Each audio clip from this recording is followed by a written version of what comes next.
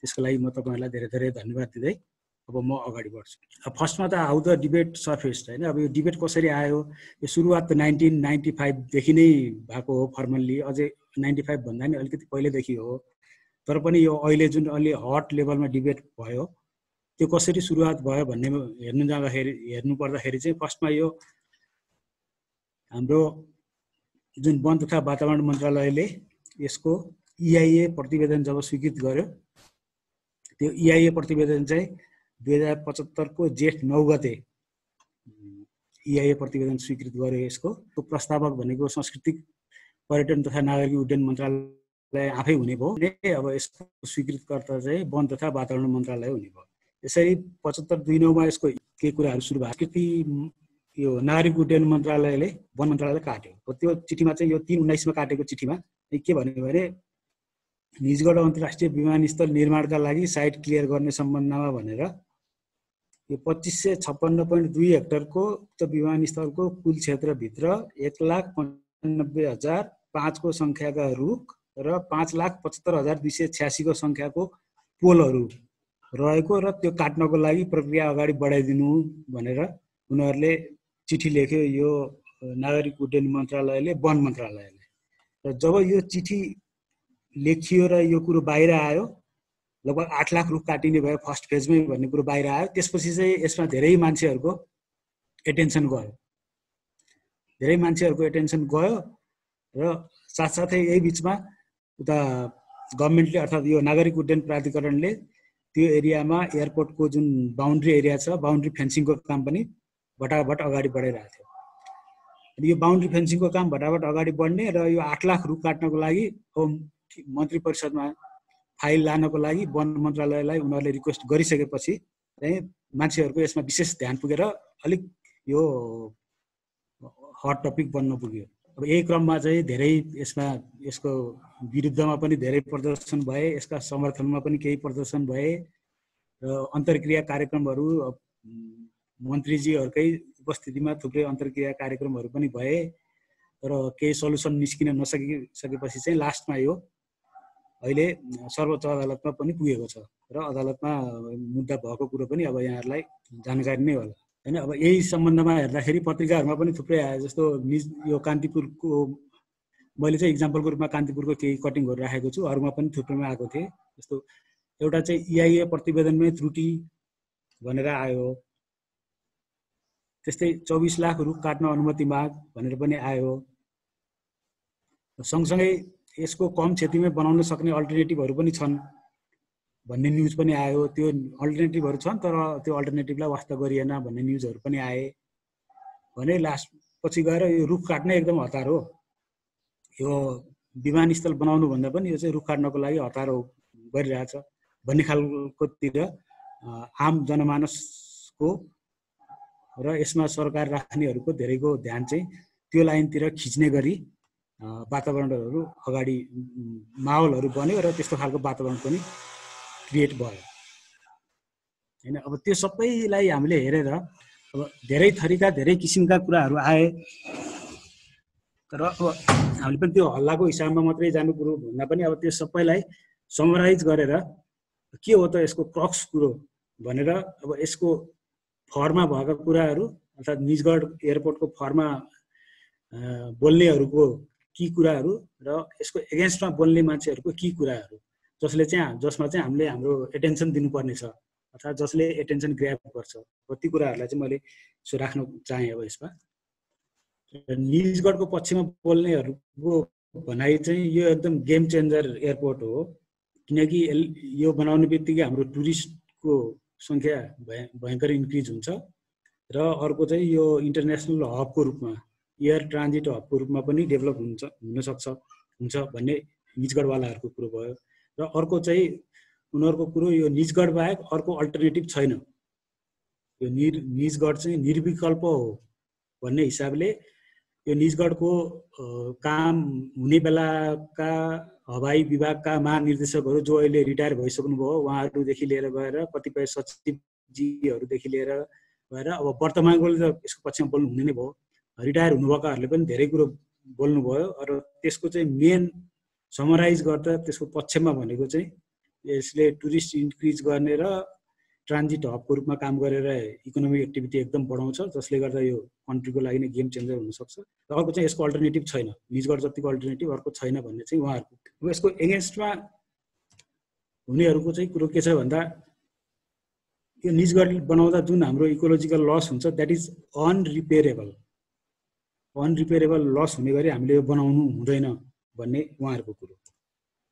र अर्को कुरो यसको अल्टरनेटिभ छ नि त, यो निजगढ निर्विकल्प होइन, यसका अल्टरनेटिभहरू छन् र अल्टरनेटिभहरू हेरिनुपर्छ भन्ने उहाँहरूको अर्को कुरो। त्यस्तै गरेर अब यसमा चाहिँ गभर्नमेन्टको मालाफाइड इन्टेन्सन अर्थात् अलिकति गलत नियत हो कि भन्नेतर्फ पनि यसको निजगढको एगेन्स्टमा बोल्नेहरूले त्यो कुरो पटक पटक उठाउनु भएको छ। र मालाफाइड इन्टेन्सन भनेर उहाँहरूले चाहिँ मेन जोड्न खोज्नु भएको कुरो चाहिँ के भन्दा एउटा रुख काट्ने र अर्को चाहिँ त्यहाँको यो भूमाफियासँग रिलेट गरेर पनि उहाँहरूले बेला बेलामा भन्नुहुन्छ। सुरुमा यसको ल्यान्ड प्राइस जति थियो त्यसको 5-6 टाइम्स भइसक्यो रे भन्ने कुराहरू पनि सुनिन्छ नि। अब यसको निजगढको कुरो सुरु हुने बेलामा जति थियो ल्यान्ड प्राइस, अहिले त्यसको 5-6 टाइम्स भइसक्यो त्यो ठाउँमा। र थुप्रै ठुलाबडाहरूले त्यहाँ लगानी गरिसकेका छन्। अब त्यहाँ एयरपोर्ट बढ्नेन भने त्यो जग्गाको लगानी डुब्छ, त्यही भएर यसमा लागेका हुन् र यसमा नेताहरू पनि सामेल छन् भन्ने आरोप पनि उहाँहरूको छ। र हामीले समराइज गरेर हेर्दाखेरि यो निजगढको इस्युलाई मेनली यी पोइन्टहरूको बिचमा रहेर एनालाइसिस गऱ्यौँ भने यसलाई बुझ्न अलिकति सजिलो हुन्छ र हामीले केही सल्युसनतिर पनि जान सक्छौँ होला। अब त्यसैलाई आधारित बनाएर मैले यसलाई सर्टेन की इस्युजहरू डिराइभ गरेको छु। अब यसको की इस्युजमा पहिलो चाहिँ त एप्रोप्रिएटनेस, यसको उपयुक्तता, जुन निजगढ अन्तर्राष्ट्रिय विमानस्थल भनिरहेका छौँ, अर्थात् कहीँ कहीँ यसलाई दोस्रो अन्तर्राष्ट्रिय विमानस्थल पनि भनिन्छ, भनेको भेटिन्छ। तर अब अहिले भैरवा बनिसक्यो, पोखरा बनिसक्यो, त्यसकारण अब यसलाई दोस्रो भनिरहनु जरुरी भएन। त्यही भएर यसलाई निजगढ अन्तर्राष्ट्रिय विमानस्थल नै भनेर बुझ्दाखेरि धेरै सजिलो होला। त्यसको लोकेसन एप्रोप्रिएट हो कि होइन र त्यसको साइज जुन 8045 हेक्टर भनिएको छ, अब त्यो 8045 हेक्टर पनि आवश्यक हो कि होइन भन्ने एउटा चाहिँ की इस्यु त्यो छ भने। अर्को योसँग सम्बन्धित जे जति स्टडीहरू भए तिनीहरूको भ्यालिडिटी अर्थात् अथेन्टिसिटीको कुरा पनि भन्न सकियो, यसलाई भ्यालिडिटीका कुराहरू पनि भन्न सकियो। र त्यसमा क्वेसन उठाइएका कुराहरू छन्, जस्तो डिजाइन र लेआउट सम्बन्धमा। त्यहाँ यो टुरिस्टको एक्सेसको लागि त्यो ठाउँ एप्रोप्रिएट हो कि होइन त। हामीले नेपालमा टुरिस्ट त ल्याउने, तर टुरिस्ट ल्याउनको लागि निजगढमै बनाउनु चाहिँ एप्रोप्रिएट हो कि होइन भन्ने त्यो स्टडी। र अर्को चाहिँ यो हब एयरपोर्टको रूपमा यो डेभलप हुन सक्छ कि सक्दैन भन्ने अर्को स्टडी छ भने। सबभन्दा बढी कन्ट्रोभर्सियल भएको र स्पेसल्ली हामीहरूलाई पनि इन्ट्रेस्ट हुने एज अ फरेस्ट्री र इन्भाइरोमेन्टको स्टुडेन्टको हिसाबले चाहिँ जुन EIA को स्टडी छ र त्यसको भ्यालिडिटी र त्यसमा भएका कमी कमजोरीहरूमा क्वेसन उठेका कुराहरू छन् भने। र अर्को चाहिँ यो इन्टेन्सन अफ गभर्नमेन्ट भनेर मैले राखेको छु। अब यसमा पनि यो चाहिँ मेनली जुन लास्टको गभर्नमेन्टको मालाफाइड इन्टेन्सन भनेर जुन बेला बेलामा कुरो आउँछ, मैले यसमा चाहिँ खास यो पोइन्टले त्यो कुरोलाई कभर गर्न खोजेको हो। र मैले यो प्रेजेन्टेसनमा यो निजगढ सम्बन्धी सम्पूर्ण विषयहरूलाई यही की इस्युहरूको बिचमा रहेर तपाईहरुसँग म छलफल गर्नेछु। जस्तो एप्रोप्रिएटनेस, लोकेसनकै कुरा गर्ने हो भने अब हामीसँग हेर्दा 1995 मा एउटा प्री फिजिबिलिटी स्टडी भएको देखिन्छ, पहिलो स्टडी। 97 मा फिजिबिलिटी स्टडी भएको छ। त्यसको चाहिँ प्री ड्राफ्टको केही 2-4 पाना चाहिँ हामीले एक्सेस गर्न सक्यौं। त्यसको फाइनल रिपोर्ट चाहिँ हामीले हेर्न पनि पाएनौं, सकेका छैनौं। र अर्को चाहिँ 2011 मा यो ल्यान्डमार्क वर्ल्ड वाइड भन्नेले डिटेल फिजिबिलिटी स्टडी गरेको भनेर 3 वटा चाहिँ मेन स्टडी भएका छन्। र यो टेक्निकल स्टडीको कुरा गर्दाखेरि EIA होइन, टेक्निकल इन्जिनियरिङतिरको स्टडी चाहिँ यो 3 वटा छन्। अब यस मध्ये लोकेसनको कुरो चाहिँ खाली यो प्री फिजिबिलिटी स्टडीले मात्रै गर्छ। 97 र 2011 को स्टडीले चाहिँ 95 को जुन प्री फिजिबिलिटी स्टडीले एप्रोप्रिएट भनेको छ, त्यही कारण दिस इज एप्रोप्रिएट भनेर त्यसैलाई टेक ओभर मात्रै गरेको छ, उनीहरूले फर्दर एनालाइसिस केही पनि गरेको छैन। त्यही भएर यसको लोकेसनको एप्रोप्रिएटनेस चाहिँ 95 को स्टडी छ। र त्यसमा त्यो रिपोर्टमा अब यसमा चाहिँ सर्वोच्च अदालतमा मुद्दा परिसकेपछि अब हामी केही यसमा इच्छा राख्नेहरूले मुद्दा पर्नुभन्दा पहिले नै नागरिक उड्डयन प्राधिकरणमा निवेदन दिएर सूचनाको हक लगाएर यो डकुमेन्टहरू मागेका थियौँ, उहाँहरूले दिनु भएन। नदिइसकेपछि यो अदालतमा मुद्दा नै पुग्यो। मुद्दा पुगिसकेपछि अदालतले उहाँहरूलाई यो पेश गर्नु भनेर आदेश दियो। त्यो आदेश दिइसकेपछि पनि उहाँहरूले फुल डकुमेन्ट चाहिँ पेश गर्नु भएको छैन अहिलेसम्म पनि। तर त्यसको खालि अगाडिको समरी मात्रै, एक्जिक्युटिभ समरी मात्रै उहाँहरूले पेश गर्नु भएको छ र हामीले त्यो अदालत थ्रु चाहिँ त्यो एक्सेस गर्न पाएका छौँ। र त्यो एक्जिक्युटिभ समरीको आधारमा रहेर भन्नुपर्दाखेरि चाहिँ उहाँहरूले वीरगञ्ज, सिमरा, पोखरा, दाङ, भरतपुर, भैरवा र नेपालगञ्ज यतिवटा साइटहरूलाई कन्सिडर गर्नु भएको रहेछ। सिमरामा चाहिँ सिमरा वरिपरि गरेर 4वटा प्लेस भन्नुभएको छ। त्यसमध्ये एउटा सिमरा पनि भयो, अर्को निजगढ पनि भयो, त्यस्तै अर्को 2टा ठाउँहरू पनि भन्नुभएको छ। र त्यसलाई हेर्दाखेरि उहाँहरूले निजगढलाई सिलेक्सन गर्नुभएको छ र त्यसको कारण उहाँहरूले के दिनुभएको छ भने unrestricted and obstruction free manoeuvring of air space of minimum 20 kilometre radius भन्नुभएको छ उहाँहरूले। निजगढमा बनाउँदाखेरि चाहिँ 20 किलोमिटरको रेडियसमा लार्ज साइजको एयरक्राफ्टहरू पनि अब्स्ट्रक्सन फ्री र अनरेस्ट्रिक्टेड रूपमा उड्न सक्ने भएको हुँदाखेरि निजगढ इज एप्रोप्रिएट भन्नुभएको छ उहाँहरूले। अब त्यसमै अर्को इक्जाम्पल भनेको एउटा भरतपुर छ। भरतपुरलाई उहाँहरूले रिजेक्ट गर्नुभएको छ। त्यसको मेन कज चाहिँ उहाँहरूले के दिनुभएको छ भने प्रोक्सिमिटी टु नेसनल पार्क। भरतपुरबाट नेसनल पार्कको डिस्टेन्स भनेको मोर देन 10 किलोमिटर्स होला, अराउन्ड 10 to 12 किलोमिटर्स छ नेसनल पार्कसम्मको। र अर्को साथसाथै उहाँहरूले अर्को एसोसिएट कारणमा चाहिँ लार्ज एयरक्राफ्टलाई घुम्नको लागि त्यो भ्यालीमा अलिकति गाह्रो हुन्छ भन्ने पनि कज दिनुभएको छ। हैन भनेपछि उहाँहरूले यो निजगढ नै किन एप्रोप्रिएट भन्दाखेरि चाहिँ 20 किलोमिटरको अनरेस्ट्रिक्टेड यो अब्स्ट्रक्सन फ्री एयर स्पेस छ, त्यसकारण निजगढ चाहिँ बेस्ट। उहाँहरूको मेन लजिकै त्यही छ। यो जुन मैले अहिले स्लाइड देखाइरहेको छु प्री फिजिबिलिटी स्टडी 1995 भन्ने, यो चाहिँ मैले फोटो खिचेको हो। यो तत्कालीन मन्त्री रविन्द्र अधिकारीजी हुँदाखेरि एउटा इन्टरेक्सन प्रोग्राम भएको थियो। त्यो इन्टरेक्सन प्रोग्राममा नागरिक उड्डयन प्राधिकरणको तर्फबाट उहाँहरूले किन निजगढ नै छानियो त भन्ने विषयमा यो 10वटा ठाउँहरू राखेर त्यसको लजिकहरू दिनुभएको छ। र यो लजिक चाहिँ त्यो अघि मैले जुन भने अघिल्लो स्लाइडमा त्यही लजिकहरू हो। र यो स्लाइड चाहिँ मैले उहाँहरूसँग लिएको अथेन्टिसिटीको लागि मैले तपाईँहरूलाई एउटा देखाएको मात्रै। र उहाँहरूले त्यो रिपोर्टमा चाहिँ के पनि भन्नुभएको छ भने भैरवा र पोखरामा लार्ज साइजको एयरक्राफ्ट ल्यान्ड गर्न सक्ने एयरपोर्ट बनाउन सकिँदैन, इट इज इम्पोसिबल भनेर क्लियरली लेख्नु भएको छ। जबकि अहिले भैरवामा त एयरपोर्ट त बन्यो, अथवा के अरे पोखरामा पनि बन्यो, तर उहाँहरूले क्लियरली त्यो रिपोर्टमा लेख्नु भएको छ कि इट इज इम्पोसिबल। खालि स्मल साइजकोलाई मात्रै पोसिबल छ, लार्ज साइजकोलाई पोसिबल छैन भन्नुभएको छ। अब हामी कहाँ चाहिँ धेरै ठुलो त होइन, तर लार्ज साइजको लागि पोसिबल हुने भनेर त अहिले त बनिरहेको छ 2टा एयरपोर्ट सकिसक्न लाग्यो। भनेपछि 1995 को टेक्नोलोजी र त्यति बेलाको रुल्स टेक्निक टेक्नोलोजी अब अरू के भनौँ ती सबै परिवेशको आधारमा जे निर्णय गरिएका थिए ती निर्णयहरू अहिलेको स्थितिमा चाहिँ भ्यालिड छैनन् भन्ने एउटा कुरो उहाँहरूको यही कुरोले पनि देखाउँछ। भैरवा र पोखरालाई जुन जे कारणले उहाँहरूले इम्पोसिबल भन्नुभएको थियो अहिले त्यही ठाउँमा उहाँहरूले बनाइसक्नुभयो भनेपछि यो इट इज नट भ्यालिड भन्नलाई अरू केही खोजिरहनु पनि नपर्ला।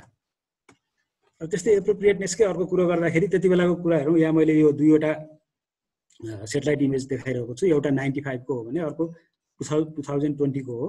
यो 95 ताका चाहिँ के थियो भन्नु होला भने तराईतिर यो हाम्रो सालको जङ्गल बढ्न निकै ढिला हुने, त्यो भएको भएर अब यो साल फाँडेर मसला रोप्नुपर्छ भनेर सागरनाथमा पनि त्यत्रो फाँडेर मसला रोपेको तपाईँहरूले अब हेरिसक्नुभयो होला, तपाईँहरूलाई थाहा छँदैछ। हामी फरेस्ट्रीको स्टुडेन्टले त्यो नहेरेको हुँदैन।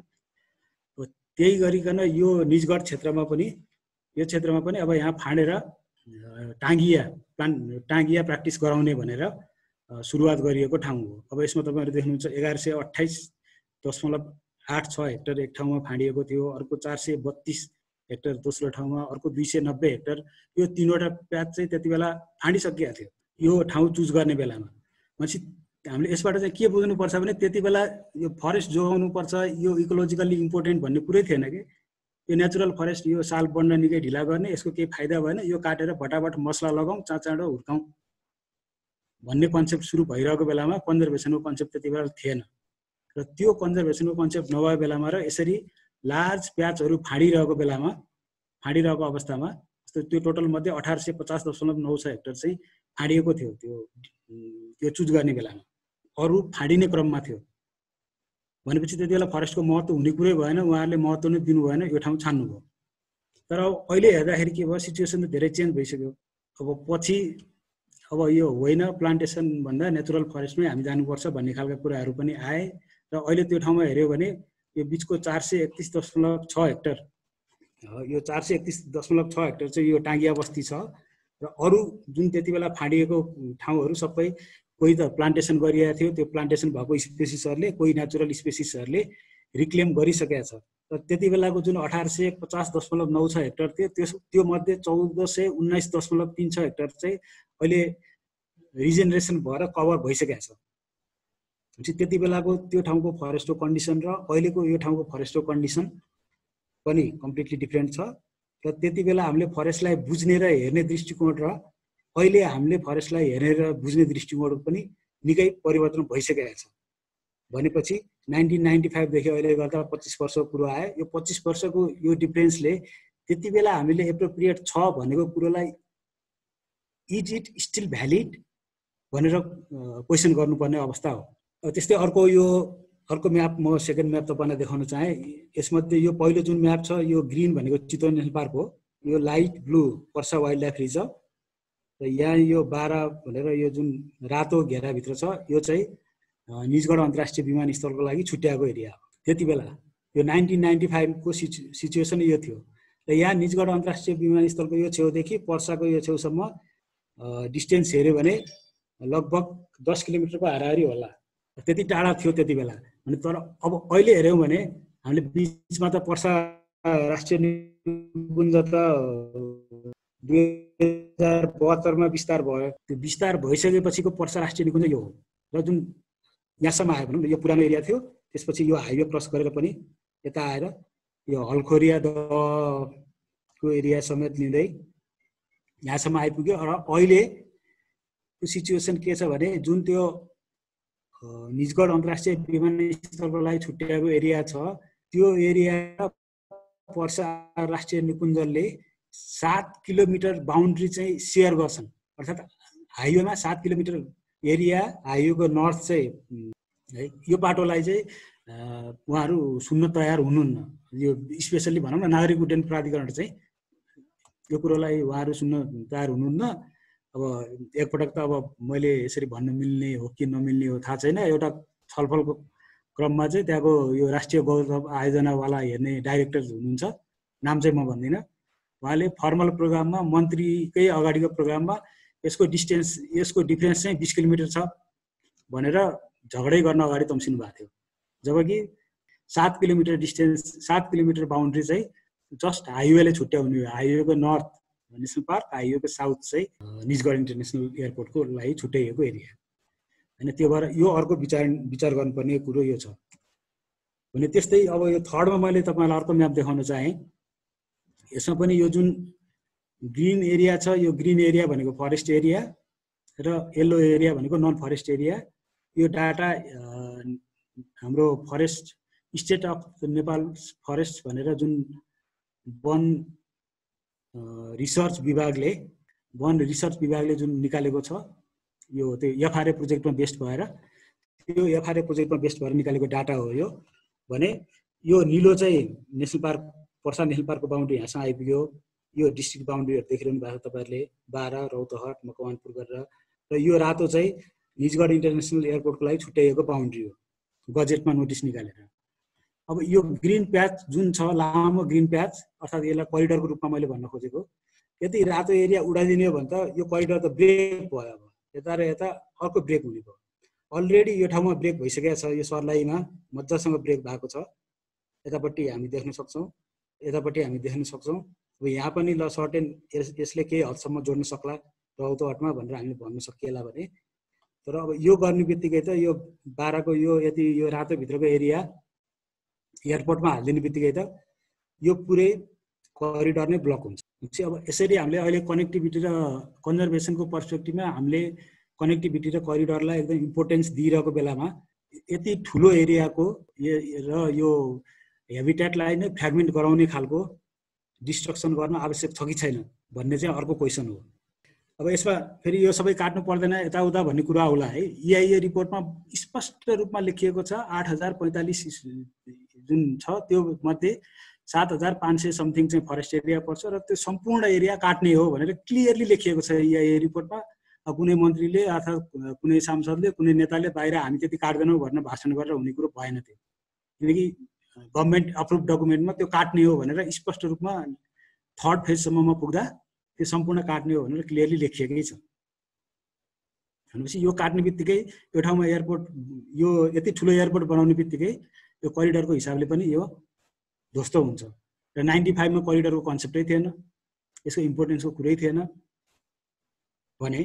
अनि अब त्यस्तै अर्को कुरा गर्ने हो भने चाहिँ जुन हाम्रो यो इन्भाइरोमेन्ट सम्बन्धी जे जति कुराहरू आइरहेको छन् त्यो सबैको आधार भनेको वातावरण संरक्षण ऐन 2053 हो। त्योभन्दा अगाडि चाहिँ केही एनजिओहरूका कि प्र्याक्टिसमा केही कामहरू भयो होला, स्पेसली IUCN-बाट एउटा गाइडलाइन्स बनाएको छ 93 मा, त्यो मात्रै थियो भने हाम्रो नेपाल सरकारको आफ्नो भनेको 2053 मा आएको वातावरण संरक्षण ऐन हो, त्यसपछि मात्रै सुरु भएको हो। तर यो जुन प्री फिजिबिलिटी स्टडी गरियो नि त्यो चाहिँ 2052 मै भएर उहाँहरूले कम्प्लिट गरिसक्नु भएको थियो कि। भनेपछि त्यो प्री फिजिबिलिटी स्टडी गर्दा हाम्रो वातावरण संरक्षण ऐन नै थिएन र उहाँहरूले त्योसँग त्यसले जे जति कुराहरू गाइड गरेको छ त्यो कुराहरूलाई उहाँहरूले हेर्ने त कुरै भएन। भनेपछि या त त्यो बेलामा उहाँहरूले कन्स्ट्रक्सन अगाडि बढाइहालेको भए त्यही अनुसार बढ्थ्यो, तर अब अहिलेको स्थितिमा आइसकेपछि वातावरण संरक्षण ऐनलाई कन्सिडरै नगरिकन गरेको स्टडीलाई भ्यालिड मान्ने त कुरो त अब त आउँदैन। त्यो चाहिँ अर्को मेजर कुरो यहाँनिर छ तपाईँले बुझ्नुपर्ने। त्यस्तै अघि अब यो चाहिँ जसले विरोध गर्नुहुन्छ यसको अल्टरनेटिभ छ भन्नुहुन्छ, उहाँहरूले भनेको मध्येको एउटा इक्जाम्पल मैले तपाईँलाई देखाइरहेको छु। यो चाहिँ मूर्तिया भन्ने ठाउँ हो, त्यो यहाँबाट अझै पूर्वतिर पर्छ, निजगढबाट अझै पूर्वतिर पर्छ। यसको चाहिँ मैले ठ्याक्कै 95 को सेटेलाइट इमेज चाहिँ क्लियर भेटाउन सकिनँ, त्यही भएर अलिकति पुरानो इमेज राखेको छु। अब यो ठाउँमा हेर्नुभयो भने यो जुन ग्रिन एरिया देखिरहनु भएको छ यो 5517.78 हेक्टरको यो चाहिँ forest area, mostly forest area थियो र अलिअलि बगरहरू थियो त्यति बेला। यसलाई र निजगढलाई कम्पेयर के हुने भयो भने निजगढमा यो डेन्स फरेस्ट नै थियो त्यति बेला, तर अब अहिले 2020 मा हेर्ने हो भने त्यो एरिया यो निलो जुन बााउन्ड्री लगाएको एरिया छ, यो निलो बााउन्ड्री लगाएको एरिया भनेको यसको यो पुरानो म्यापको निलो बााउन्ड्री नै हो। यसको अधिकांश लगभग 2/3 जस्तो एरिया चाहिँ अहिले या त सुकुम्बासीले सिध्याएका छन् या त खोलाले काटेर सिध्याएको छ। 2/3 एरिया जस्तो चाहिँ लगभग 2/3 नै त अलि नपुग्ला, यस मोर देन 50% एरिया चाहिँ अहिले खाली छ र बाँकी एरियाको फरेस्ट पनि धेरै हदसम्म डिग्रेडेड छ। भनेपछि अब 95 मा पो यो एरिया डेन्स थियो त, अहिले त यस्तो भइसक्यो। भनेपछि अब निजगढ चाहिँ 95 भन्दा इन्क्रिज भयो, यो मूर्तिया चाहिँ डिक्रिज भयो भने निजगढको सट्टा मूर्तियामा किन नबनाउने त भन्ने एउटा हाइली भ्यालिड क्वेसन चाहिँ हो। अब यही हुनै पर्छ भनेर ठोकुवा गरेर त अहिले भन्न मिल्दैन, किनकि यसका पनि विभिन्न पाटाहरू होलान्, टेक्निकल कुराहरू हेर्नु पर्यो, इन्जिनियरिङ पर्सपेक्टिभहरू हेर्नु पर्यो, सोसियो इकोनोमिक लोकल कन्डिसनहरू हेर्नु पर्यो। ती सबै हेरेपछि मात्रै डिसाइड गर्न सकिन्छ। तर अहिले मूर्तिया हुँदैन भनेर ब्लाइन्डली भन्न सक्ने ठाउँ चाहिँ छैन। यो कारणहरूले गर्दा ब्लाइन्डली मूर्तिया हुँदैन भन्न चाहिँ मिल्दैन एउटा। दोस्रो, त्यस्तै गरेर जुन सागरनाथमा हामीले प्लटिङ गरेर प्लान्टेसन गरेको एरिया थियो त्यो एरिया पनि अब हामीले फाड्नु नै छ भने नेचुरल फरेस्टको सट्टा त्यो प्लान्टेसन गरेकै फाडेर गरौँ न त सागरनाथ भन्ने अर्को अप्सन पनि छ। र डिस्टेन्सको कुरा गर्ने हो भने सागरनाथ र यो मूर्तियाबाट इन्टरनेसनल बोर्डरसम्मको डिस्टेन्स निजगढबाट भन्दा खासै फरक छैन, 1-2 किलोमिटर मात्रै फरक छ, खासै फरक छैन। त्यही भएर उहाँले निजगढ छान्नलाई जुन कारण दिनुभएको छ त्यो कारणको हिसाबले चाहिँ यसलाई रोक्दैन। र अर्को यसको एडभान्टेज चाहिँ के छ भने निजगढबाट चुरे जति नजिक छ, मूर्तिया र सागरनाथबाट चाहिँ त्योभन्दा टाढा छ। फेरि चुरे होइन, महाभारत रेन्ज। त्यो हिसाबको फाइदा अझै बढी फाइदा छ भने एकजना केशव भट्टराई भन्ने सर हुनुहुन्छ, उहाँ पहिला हाम्रो वन मन्त्रालयको सचिव पनि हुनुहुन्थ्यो। उहाँ रिटायर भइसकेपछि अहिले चाहिँ युनिभर्सिटी अफ मिजोरीमा जियोग्राफीको प्रोफेसर हुनुहुन्छ। उहाँले 2-3 वटा आर्टिकल लेख्नु भएको छ योसँग सम्बन्धित, त्यो साइटको एनालाइसिस गरेर। त्यो तपाईँहरूले गुगल गरेर खोज्नुभयो भने भेट्न पनि सक्नुहुन्छ र त्यसमा धेरै डिटेलमा पनि उहाँहरूले स्लोपदेखि डिस्टेन्सदेखि अनि भाबर क्षेत्रमा वाटर पर्कुलेसनका कुरादेखि स्टेबिलिटीका कुरादेखि धेरै कुराहरू एनालाइसिस गर्नुभएको छ र त्यो गुगल गरेर हेर्नुभयो भने तपाईहरुले मजासँग भेट्न सक्नुहुन्छ। त्यो गुगल गरेर हेर्नु होला, त्यसमा धेरै इन्फर्मेसनहरू तपाईहरुले पाउनुहुन्छ। त्यस्तै अब अहिलेसम्मको कुरो त लोकेसनको कुरो आयो भने अब साइजको कुरोमा हेर्दाखेरि मैले यहाँ जो 10 वटा एयरपोर्टको लिस्ट राखेको छु, यो एयरपोर्टहरू चाहिँ CNN American news channel CNN ले 2018 को world's busiest airports in terms of passengers भनेर निकालेको लिस्ट हो। एक नम्बरमा हेर्नुभयो भने एटलान्टा इन्टरनेसनल एयरपोर्ट छ, जसले 10 करोड 74 लाख प्यासेन्जर एक वर्षमा त्यहाँबाट ओहोरदोहोर गरे। जबकि त्यसको एरिया जम्मा 1902 हेक्टर छ र 1902 हेक्टर भित्र उनीहरूले 5 वटा प्यारालल रनवे बनाएका छन्, 5 वटा प्यारालल रनवे चलाएका छन् र एक वर्षमा 10 करोड 74 लाखलाई त उनीहरूले सर्भिस दिइसकेको हो। उनीहरूले सर्भिस दिने क्यापेसिटी अझै फुलफिल भएको छैन, उनीहरूले अझै पनि बढी दिन सक्छन् भने। त्यस्तै गरेर तपाईहरुले यसमा अरु हेर्नुभयो भने यो बेजिङको एयरपोर्ट छ, त्यसले पनि 10 करोड दिएको छ र एरिया नियरली 2300 हेक्टर छ भने। दुबईले 2900 हेक्टरमा 8 करोड 91 लाखलाई गरेको छ भने। लस एन्जलस गर्दै अरु पनि तल हेर्दै आउनुभयो भने 10औंमा पर्ने फ्रान्सको प्रिन्स चार्ल्स वाला यो एयरपोर्टले 7 करोड 22 लाखलाई सर्भ गरेको छ। अब वर्ल्डको अब यो लिस्टमा हेर्नुभयो भने सबभन्दा ठुलो भनेको पुडोङ इन्टरनेसनल एयरपोर्ट चाइनाको छ, जुन चाहिँ लगभग 4000 हेक्टरको छ, सबभन्दा ठुलो। तर हाम्रो केसमा निजगढ प्रपोज गरिरहेछ 6 करोड मान्छे, त्यो पनि अल्टिमेट क्यापेसिटीमा, सुरुमा होइन, अल्टिमेट क्यापेसिटीमा 6 करोड र त्यसको लागि चाहिँ फान्नुपर्ने एरिया चाहिँ 8045 भनेपछि अब यो साइजको हिसाबले यो कतिको जस्टिफाएबल हुन्छ। अब हेर्ने नै हो भने त सबभन्दा यो हिथ्रोको जुन इन्टरनेसनल एयरपोर्ट छ जम्मा 1227 मा छ, यसले 8 करोडलाई सर्भ गर्छ।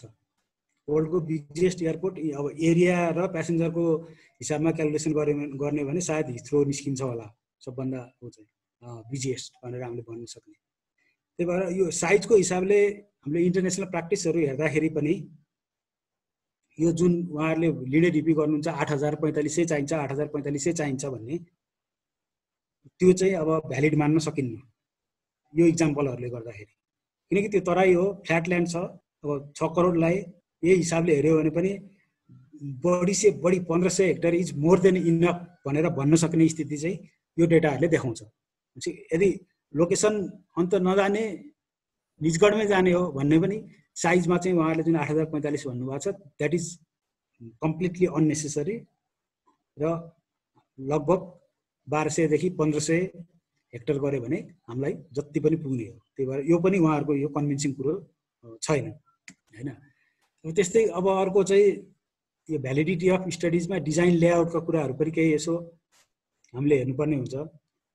यो छ है, यो चाहिँ तपाईहरुले यो साइडमा देख्नुभयो भने यो स्केच 1995 को प्री फिजिबिलिटीले दिएको स्केच हो भने यो स्केच चाहिँ यहाँ साइडमा लेखेकै छ, ultimate phase after 15 years alternative concept plan with minimum forest loss in initial phase by engineer Om Sharma project chief भनेर।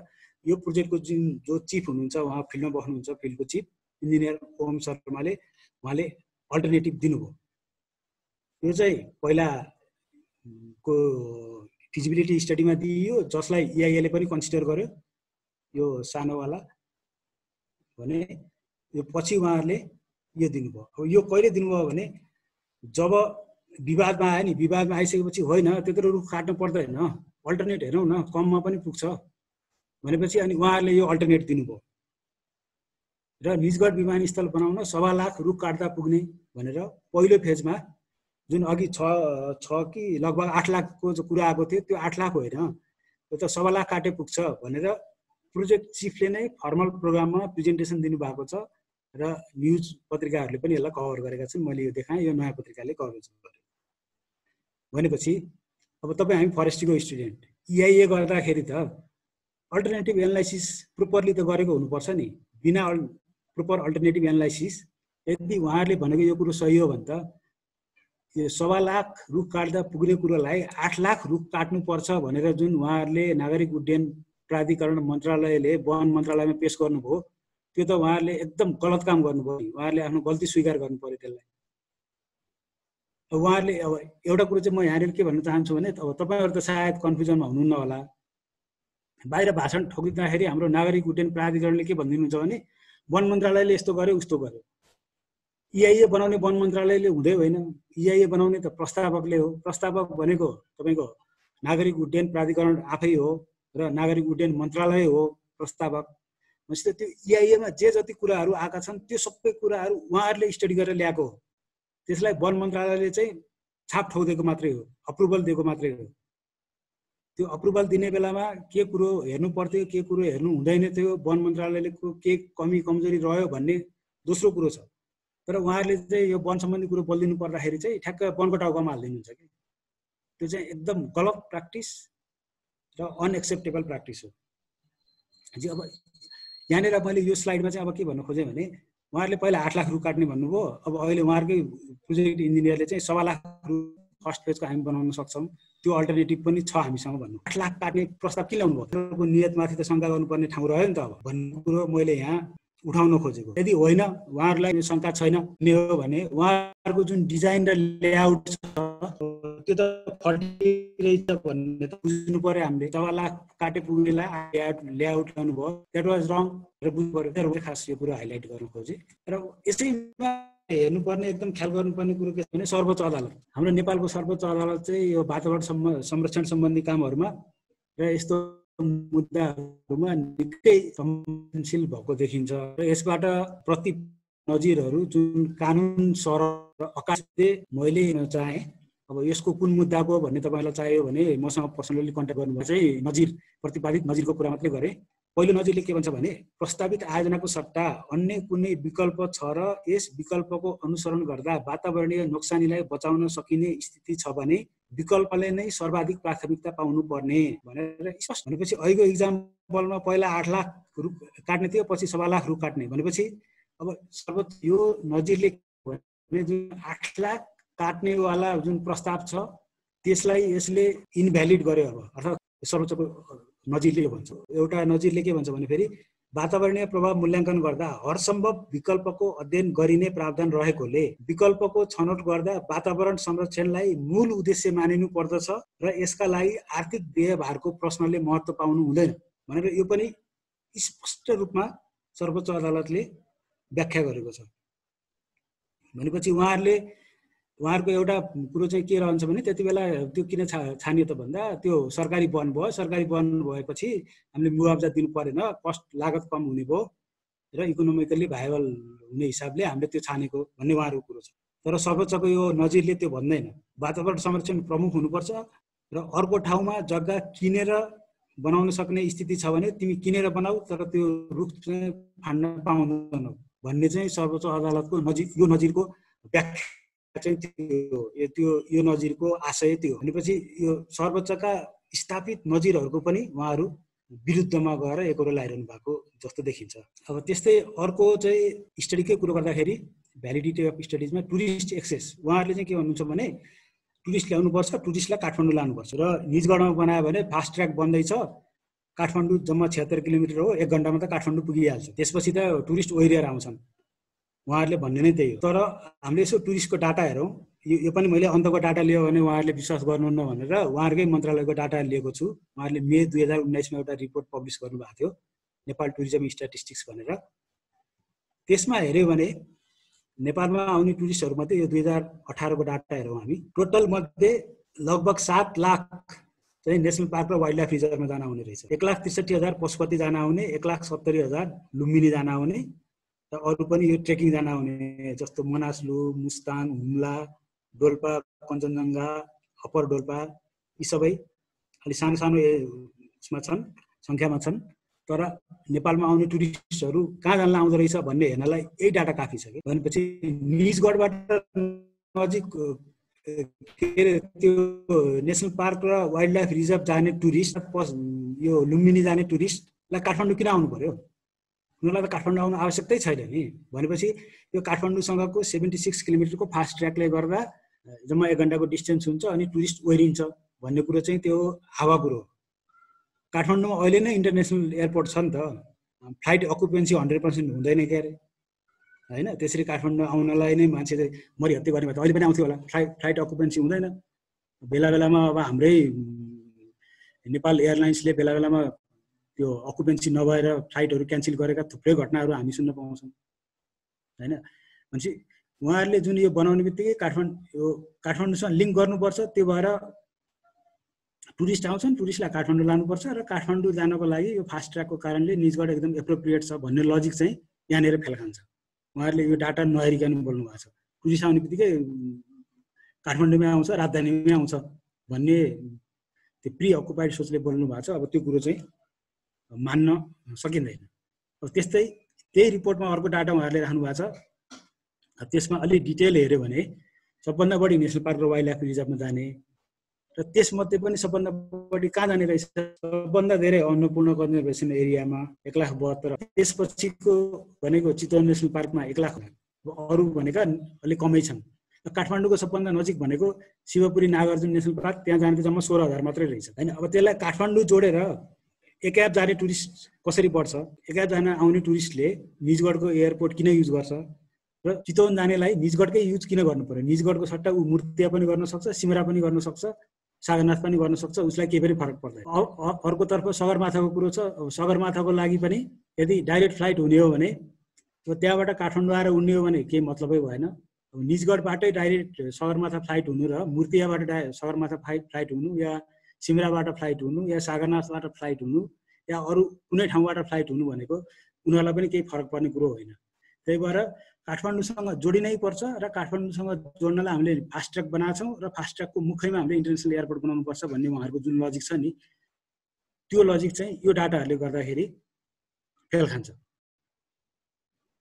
त्यो लजिकहरूलाई कम्प्लिटली हामीले भ्यालिड मान्न सकिन्न है। त्यस्तै अर्को हब एयरपोर्टको कुरो छ। त्यो स्टडिजले के भन्छ भने काठमाडौँलाई हामीले इन्टरनेसनल हबको रूपमा डेभलप गर्न सक्ने पोसिबिलिटी छ र जसले गर्दाखेरि हाम्रो इकोनोमी एकदम बढ्छ भन्ने छ। यो सायद 1995 मा द्याट माइट बी ट्रु है। 95 को कुरो गर्दाखेरि चाहिँ त्यो ट्रु हुन सक्छ।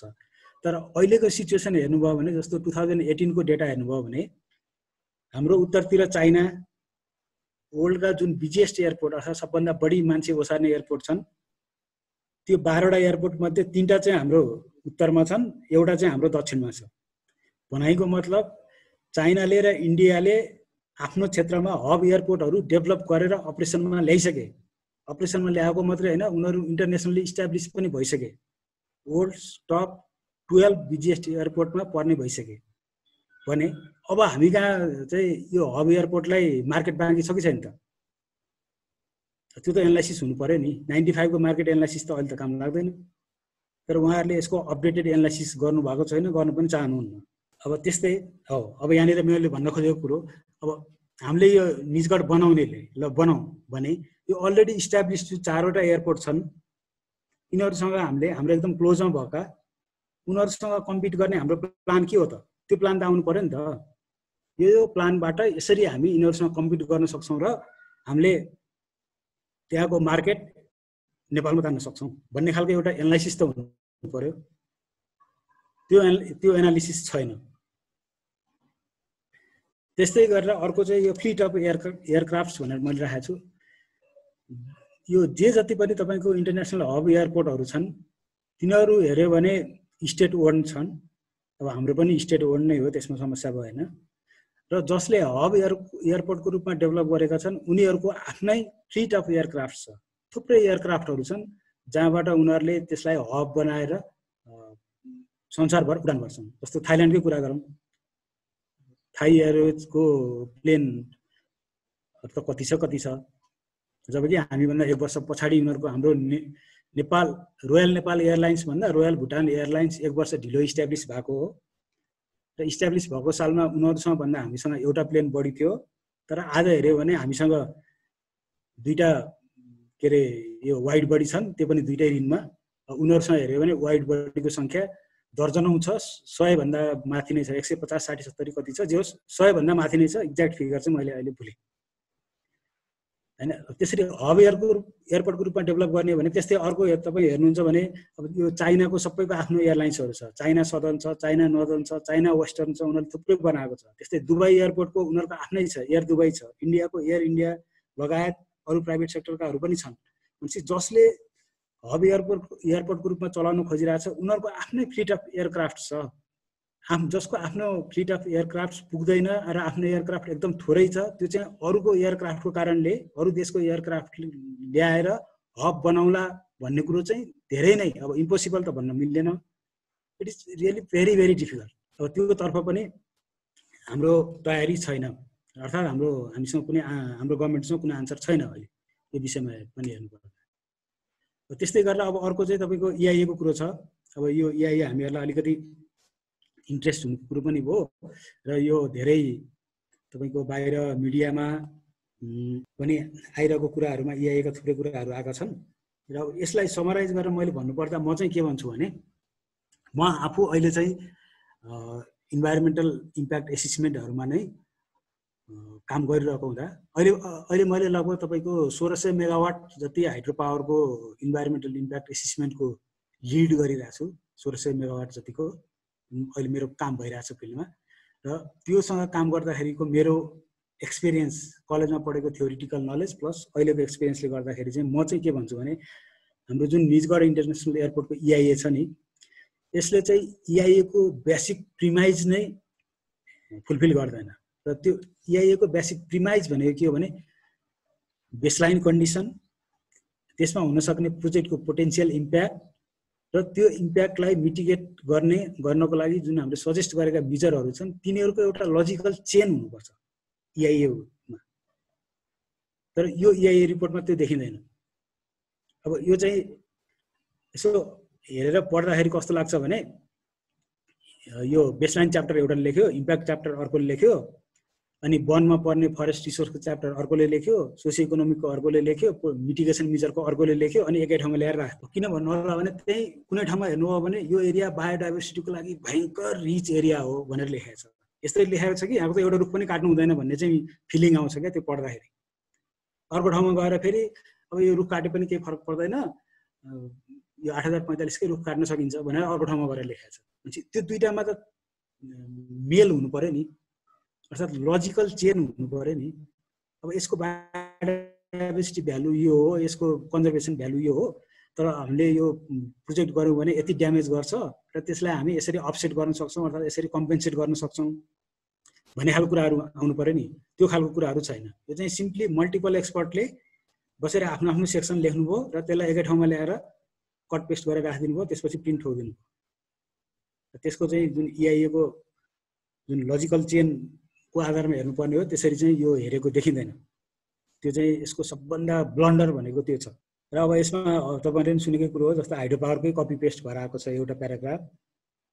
त्यो पनि अब रिफरेन्सको लागि त उहाँहरूले हाइड्रो पावरको लिनुभयो होला, तर अब कति हतार होला अर्थात् कति केयरलेस होला कि अब त्यो एडिट गरेर फाल्नु त पर्छ कमसेकम। हाइड्रो पावरकै छ त्यसमा। त्यस्तै गरेर फरेस्ट स्टक एसेसमेन्टको म अलिकति फरेस्टतिरको मान्छे भएको हुँदा मैले यसमा मिस्टेकहरू विकनेसहरू थुप्रै छन् है। मैले चाहिँ खालि यो इक्जाम्पलहरू दिएको मात्रै। अब यसमा मेथोडोलोजीमा उहाँले जे लेख्नु भएको छ र एनेक्समा जे डाटा राख्नुपर्छ त्यो म्याचै हुँदैन है। अहिले त मेथोडोलोजीमा मैले यसरी गरेँ भनेपछि त्यो अनुसारको डाटा हुनु पर्यो त पछाडि।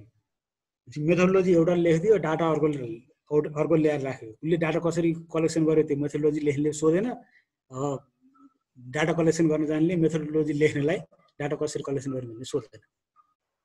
त्यतिसम्मको ब्लन्डर मिस्टेक यसमा छ। त्यस्तै गरेर अर्को कुरा गर्ने हो भने त्यसको एकातिर त्यसको दुवैतिर दुईवटा ठुल्ठुला खोला छन्, एउटा पसा र अर्को चाहिँ सायद बकैया हो अरे। तिनीहरू चाहिँ तराईमा भयङ्कर ठुलो फ्लड ल्याउने र हाइली ड्यामेजिङ फ्लड ल्याउने खोलाहरू हुन्। र हामीले यहाँ एयरपोर्ट बनाइसकेपछि एयरपोर्ट बनाउँदा तपाईँको सर्टेन हाइट उठाउनु पर्ने कुराहरू छन्, सर्टेन ठाउँमा फेन्सिङ गर्नुपर्ने कुराहरू छन् र हाइट उठाइदिइसकेपछि र फेन्सिङ गरिसकेपछि त्यो खोलाहरूमा पर्ने इम्प्याक्ट र त्यसले ल्याउन सक्ने फ्लड हेजार्ड के हो भनेर हेरिनु पर्थ्यो। त्यो चाहिँ हेरिएकै छैन, त्यो बारेमा यो कम्प्लिटली साइलेन्ट छ। र त्यस्तै गरेर अब अर्को एउटा चाहिँ मैले यहाँ लेख्न नलेखेको तर एकदम इम्पोर्टेन्ट कुरो चाहिँ त्यहाँभित्रबाट 7 वटा कुलो अर्थात् पैनीहरू निस्किन्छ र लगभग 4000 हाउसहोल्डलाई त्यसले इरिगेसन फेसिलिटी सप्लाई गर्छ भनेर लेखिएको छ EIA स्टडीमा। तर यो बनाउने बित्तिकै त तिनीहरूको लागि त्यो 4000 हाउसहोल्डलाई अल्टरनेट के त इरिगेसनको भन्ने बारेमा कम्प्लिटली साइलेन्ट छ। फेरि कि त उहाँहरूले EIA ले भन्नु पर्थ्यो यो बनाउँदाखेरि पनि यो एयरपोर्ट बनाउँदा पनि त्यो उहाँहरूको इरिगेसनलाई केही फरक पर्दैन भनेर भनेको भए एउटा कुरो हुन्थ्यो। उहाँहरूले चाहिँ त्यसलाई असर पर्छ, प्रत्यक्ष असर पर्छ भनेर लेख्नु भएको छ। फेरि त्यो प्रत्यक्ष असरलाई कसरी मिनिमाइज गर्ने अथवा कम्पेन्सेट गर्ने भन्ने बारेमा चाहिँ चुपचाप बस्दिनु भएको छ। र हाम्रो वन तथा वातावरण मन्त्रालयले एप्रुभ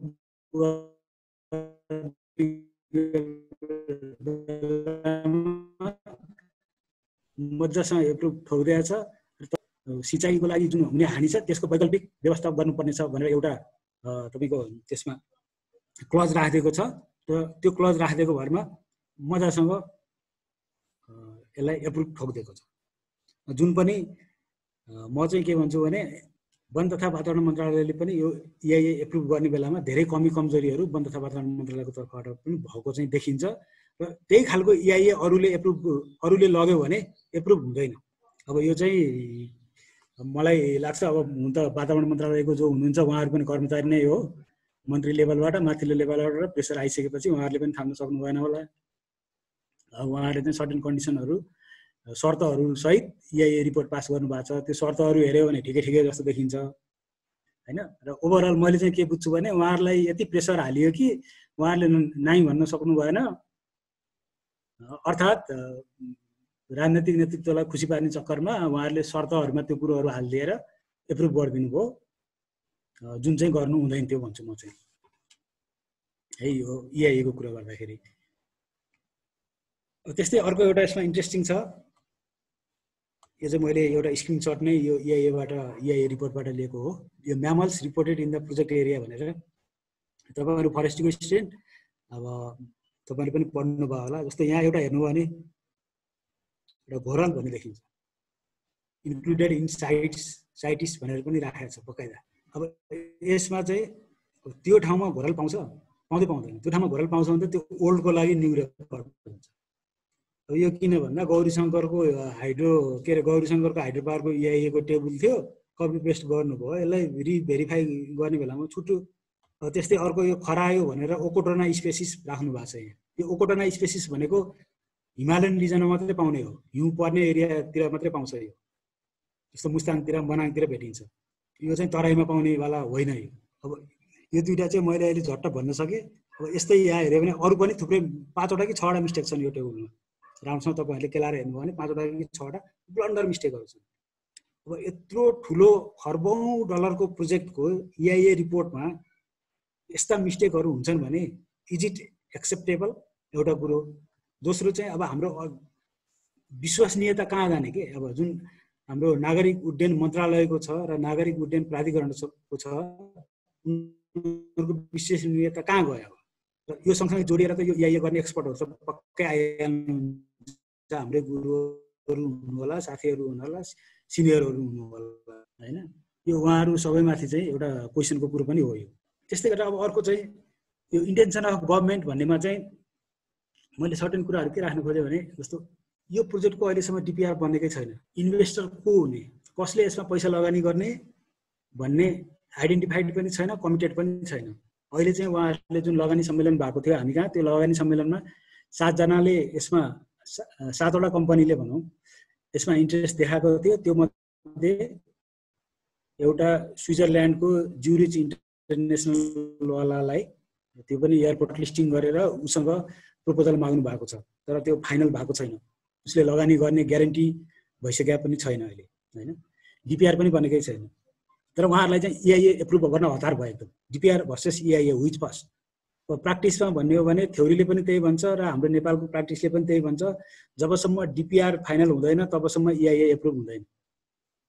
यो चाहिँ अरू हामी सबैलाई लागू हुने हो। हाइड्रो पावर सेक्टरमा जति हामीले काम गरिरहेका छौँ हामी सबैलाई लागू हुने यही हो। DPR चाहिँ चाहिन्छ। एटलिस्ट तपाईको फाइनल नभए पनि भोलि त्यसमा चेन्ज गर्नै नसक्ने होइन, चेन्ज गर्न सकिन्छ हैन। यसमा सोध्नु भएको रहेछ यो डिपिआर मिन्स भन्नुभएको रहेछ। यो चाहिँ डिटेल्ड प्रोजेक्ट रिपोर्ट हो र डिटेल्ड प्रोजेक्ट रिपोर्ट चाहिँ तपाईँको मेनली यसमा चाहिँ इन्जिनियरिङ पर्सपेक्टिभको कुराहरू हुन्छन्, इन्भाइरोमेन्टल कुराहरू चाहिँ खासै हुँदैन यसमा। यसमा इन्जिनियरिङको हिसाबले यो ठाउँमा हामीले रनवे बनाउने, रनवेको लेन्थ यति हुने, अब यसमा यो यति म्यान पावरहरू लाग्ने र त्यसले चाहिँ जुन इन्भाइरोमेन्टमा पार्न सक्ने सर्टेन त्यो प्रोजेक्ट डेभलपमेन्ट, त्यो प्रोजेक्टको प्री कन्स्ट्रक्सन, कन्स्ट्रक्सन र अपरेसन फेजमा हुने सम्पूर्ण एक्टिभिटीहरू र त्यसको म्याग्निच्युड चाहिँ यो डिपिआर हेरेर हामीले थाहा पाउन सक्छौँ र जसको आधारमा हामीले इआइए गर्ने हो। त्यसकारण इआइए गर्नुभन्दा अगाडि डिपिआर चाहिँ चाहिन्छ। यो डिपिआर पछि चेन्ज गर्नै नसक्ने भन्ने चाहिँ होइन। तपाईँहरूले वन के अरे हाम्रो वातावरण संरक्षण ऐन पढ्नुभएकै होला, 2053मा पनि थियो र अहिले हाम्रो 2076मा आएको नयाँ ऐनमा पनि यो व्यवस्था स्पष्ट रूपमा छ। डिपिआर भएर अब तपाईँको इआइए गरेर इआइए एप्रुभ गरिसकेपछि पनि त्यो प्रोजेक्टमा केही चेन्ज हुन सक्छ।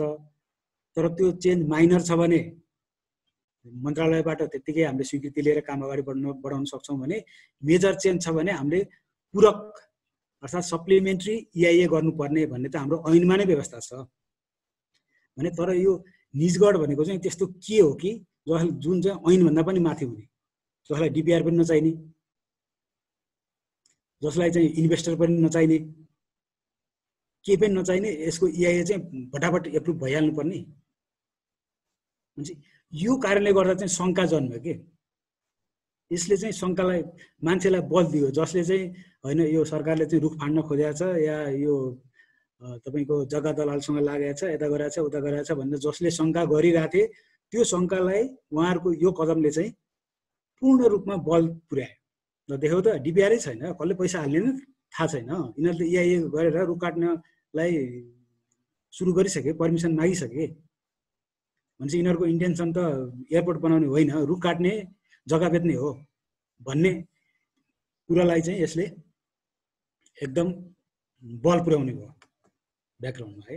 अब यही सम्बन्धमा मैले यहाँ तपाईँहरूलाई यो दुईटा चिठीहरूको स्क्यान कपी राखेको छु। यो पहिलो भनेको चाहिँ तपाईँको सर्वोच्च अदालतमा जुन मुद्दा पर्यो। हेलो हजुर सर। हजुर सुनिरहनु भएको? हजुर सर, आवाज आइरहेको छ मजाले सर। ए होइन, म त यहाँ एकरो बोलाए भए उताबाट केही नआउँदाखेरि ल ठिक छ ल है। अब म लास्टतिर पुग्न थालेँ। अब यो पहिलोमा जुन राखेको छ यो चाहिँ उत्प्रेषणयुक्त परमादेश भनेर यो सम्माननीय प्रधान न्यायाधीश र माननीय न्यायाधीशज्यूको दुईजनाको संयुक्त इजलासले तपाईँको दिएको आदेश हो। र यो आदेशमा चाहिँ उहाँहरूले के भन्नुभयो भने, अब यसमा यो सर्वोच्च अदालतको जुन आदेश छ यसमा यो कानुनी कुरो पनि म गरिहालौँ। यसमा एउटा चाहिँ प्रो पब्लिक नेपाल भन्ने छ, जसले यो सार्वजनिक सरकारको मुद्दाहरूको बारेमा धेरै अदालतमा मुद्दा मामिलाहरू गर्ने गर्छ। र त्यसबाट त्यसको अध्यक्ष प्रकाशमणि शर्मा हुनुहुन्छ, उहाँहरूले एउटा मुद्दा हाल्नु भएको थियो यसको विरुद्धमा। भने अर्को चाहिँ यो द्वारिकानाथ ढुङ्गेल, रन्जु हजुर पाण्डे लगायतको ग्रुपले, त्यसमा फरेस्टरहरू पनि हुनुहुन्छ र पूर्व प्रशासकहरू हुनुहुन्छ, उहाँहरूले अर्को मुद्दा हाल्नु भएको थियो, दुईवटा मुद्दा हाल्नु भएको थियो। त्यो मुद्दाहरूको सुनवाईको क्रममा म पनि इन्ट्रेस्टेड भएको हुँदा काठमाडौँ हुँदाखेरि चाहिँ म पनि त्यो सुन्नलाई जाने गर्छु त्यहाँ। त्यसमा यो अन्तरिम आदेश जारी भएको छ। त्यो अन्तरिम आदेशमा चाहिँ के भन्छ भने, प्रस्तावित विमानस्थल निर्माणका सम्बन्धमा हेर्दा उक्त विमानस्थल निर्माण हुने नहुने भन्ने कुरा निश्चित नहुँदै त्यस क्षेत्रमा रहेका रुखहरू काट्दा पछि विमानस्थल निर्माण नभएको अवस्थामा पर्यावरणमा प्रतिकूल असर पर्न जाने भन्ने निवेदन, जिकिर तथा विद्वान कानुन व्यवसायीहरूको बहस बुँदा समेतलाई दृष्टिगत गर्दा हाललाई प्रस्तावित विमानस्थल क्षेत्रमा अनधिकृत रूपमा रुखहरू काट्ने कटाउने सम्मको कार्य नगराउनु भनी यो अन्तरिम आदेश जारी गरिदिएको छ भनेर उहाँहरूले अन्तरिम आदेश दिनुभएको छ। यो अन्तरिम आदेशको उद्देश्य चाहिँ के छ भने, रुख के अरे एयरपोर्ट बन्ने सुनिश्चित नभएसम्म रुख काट्ने काम नगर्नुहोस्, सुनिश्चित भएपछि काट्नु होला। र पहिला एयरपोर्ट बन्ने सुनिश्चित गर्नुहोस्, त्यसपछि मात्रै रुख काट्ने काम गर्नु होला। एयरपोर्ट बन्ने सुनिश्चित नगरेसम्म चाहिँ रुख काट्ने काम नगर्नुहोस् भनेर बकाइदा प्रधानाधीश सम्माननीय प्रधान न्यायाधीश संयुक्त अदालत के अरे संयुक्त बेन्चले यो आदेश दिएको छ। तर अब यता हाम्रो सरकारको ताल हेर्दाखेरि कस्तो छ भने हाम्रो यो नागरिक उड्डयन मन्त्रीजीको 28 वैशाख 2077 को त्यो अहिलेको आदेश चाहिँ 2076 पुस 6 गतेको थियो भने यता 2077 वैशाख 28 मा चाहिँ हाम्रो नागरिक उड्डयन मन्त्री माननीय संस्कृति पर्यटन तथा नागरिक उड्डयन मन्त्रीजीको निजी सचिवालयले प्रेस विज्ञप्ति निकालेर चाहिँ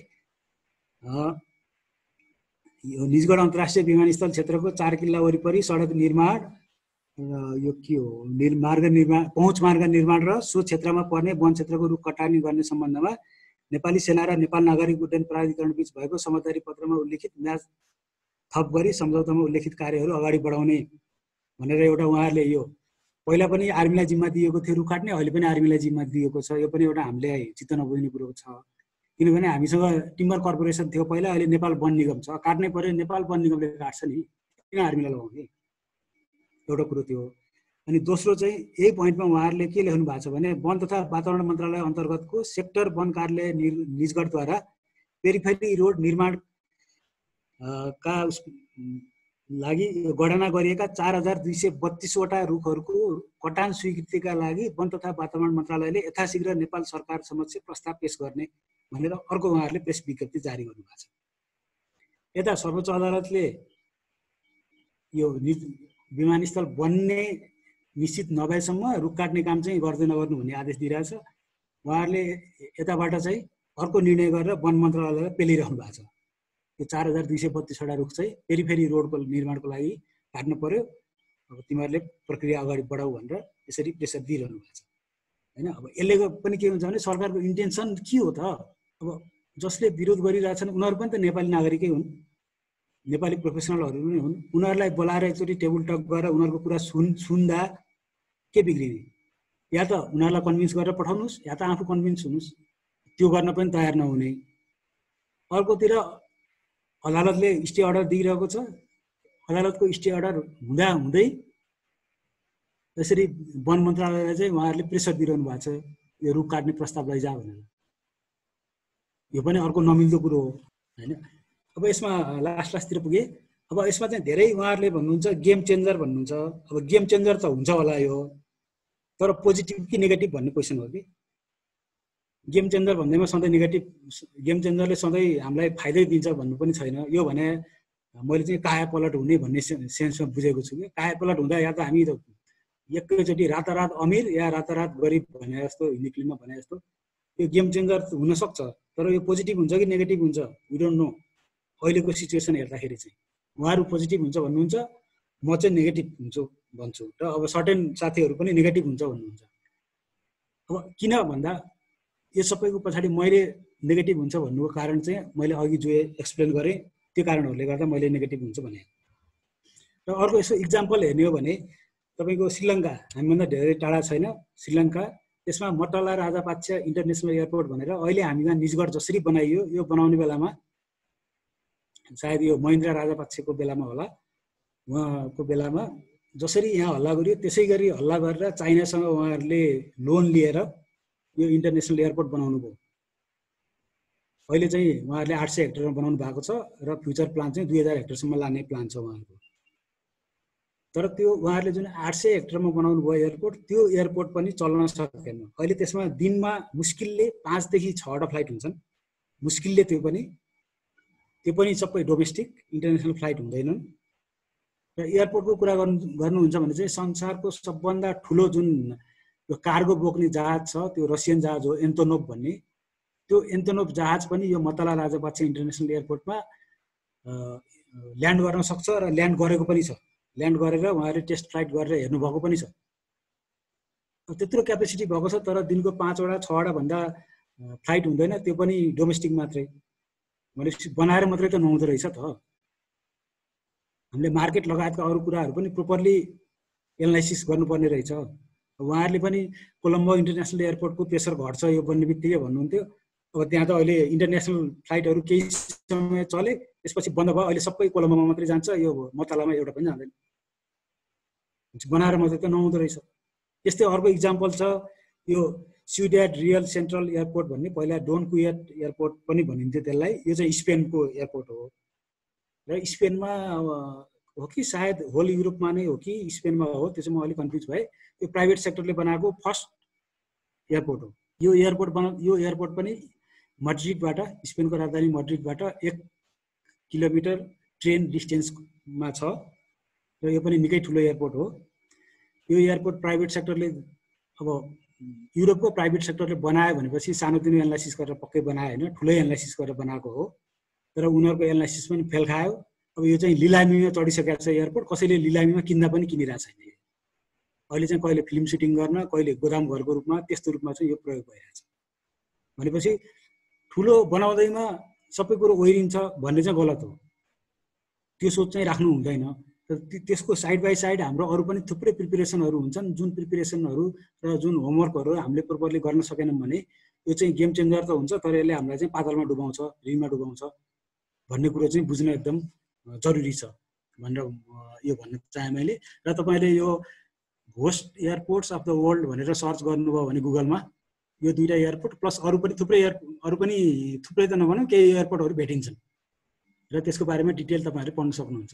र अर्को यसमा यो मतला राजापाक्षे इन्टरनेसनल एयरपोर्टसँग रिलेटेड, यसलाई हामीले निजगढसँग रिलेट गर्न सक्ने कुरो चाहिँ के छ भने यो पनि अलिकति बायोडाइभर्सिटी हाई भएको, फरेस्ट एरिया हाई भएको ठाउँमा बनाएको एयरपोर्ट हो र त्यहाँ चाहिँ कहिले हात्ती छिर्दिने र त्यहाँको जुन फर्स्ट टेस्ट फ्लाइट भएको थियो त्यो फर्स्ट टेस्ट फ्लाइटमै चरासँग ठोकिएको थियो र त्योभन्दा बाहेक पनि 2 पटक टेक अफ गर्ने बेलामा मयुरको ग्रुपसँग 2 पटक ठोकिसकेको थियो।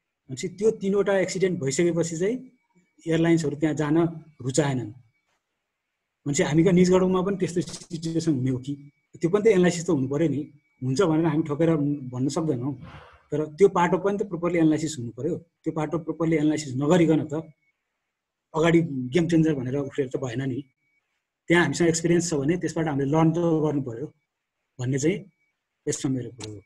अब सोलुसनमा अब क्रिटिसाइज मात्रै त होइन, क्रिटिसाइज त जसले जसको जति पनि गर्न सकिन्छ। अल्टिमेटली भनेको हामीले क्रिटिसिजम गरे पनि, डिबेट गरे पनि, जे गरे पनि त्यो के को लागि हुनु पर्यो? सोलुसनको लागि हुनु पर्यो। र सोलुसनको एङ्गलबाट हेर्नु पर्दा अब म चाहिँ के भन्छु भने हामी कहाँ एयरपोर्टको निड छ भन्ने कुरो इट इज अनक्वेसनेबल।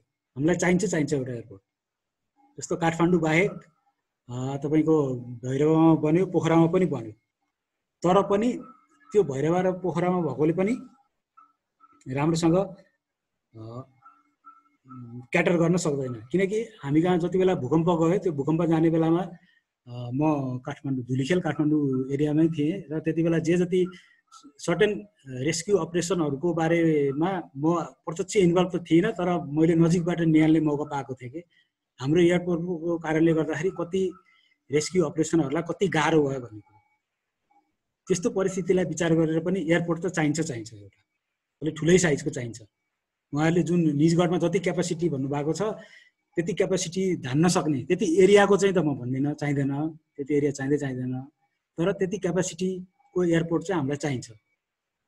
र त्यो माथि पनि अझै अहिले त हामी 1995मा त एकात्मक राज्य सत्ता थियो, सबै कुरो काठमाडौँ केन्द्रित थियो।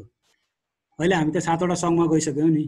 भनेपछि म त के भन्छु भने 7वटा प्रदेशमा गइसक्यौँ भनेपछि प्रत्येक प्रदेशलाई एउटा एयरपोर्ट चाहियो।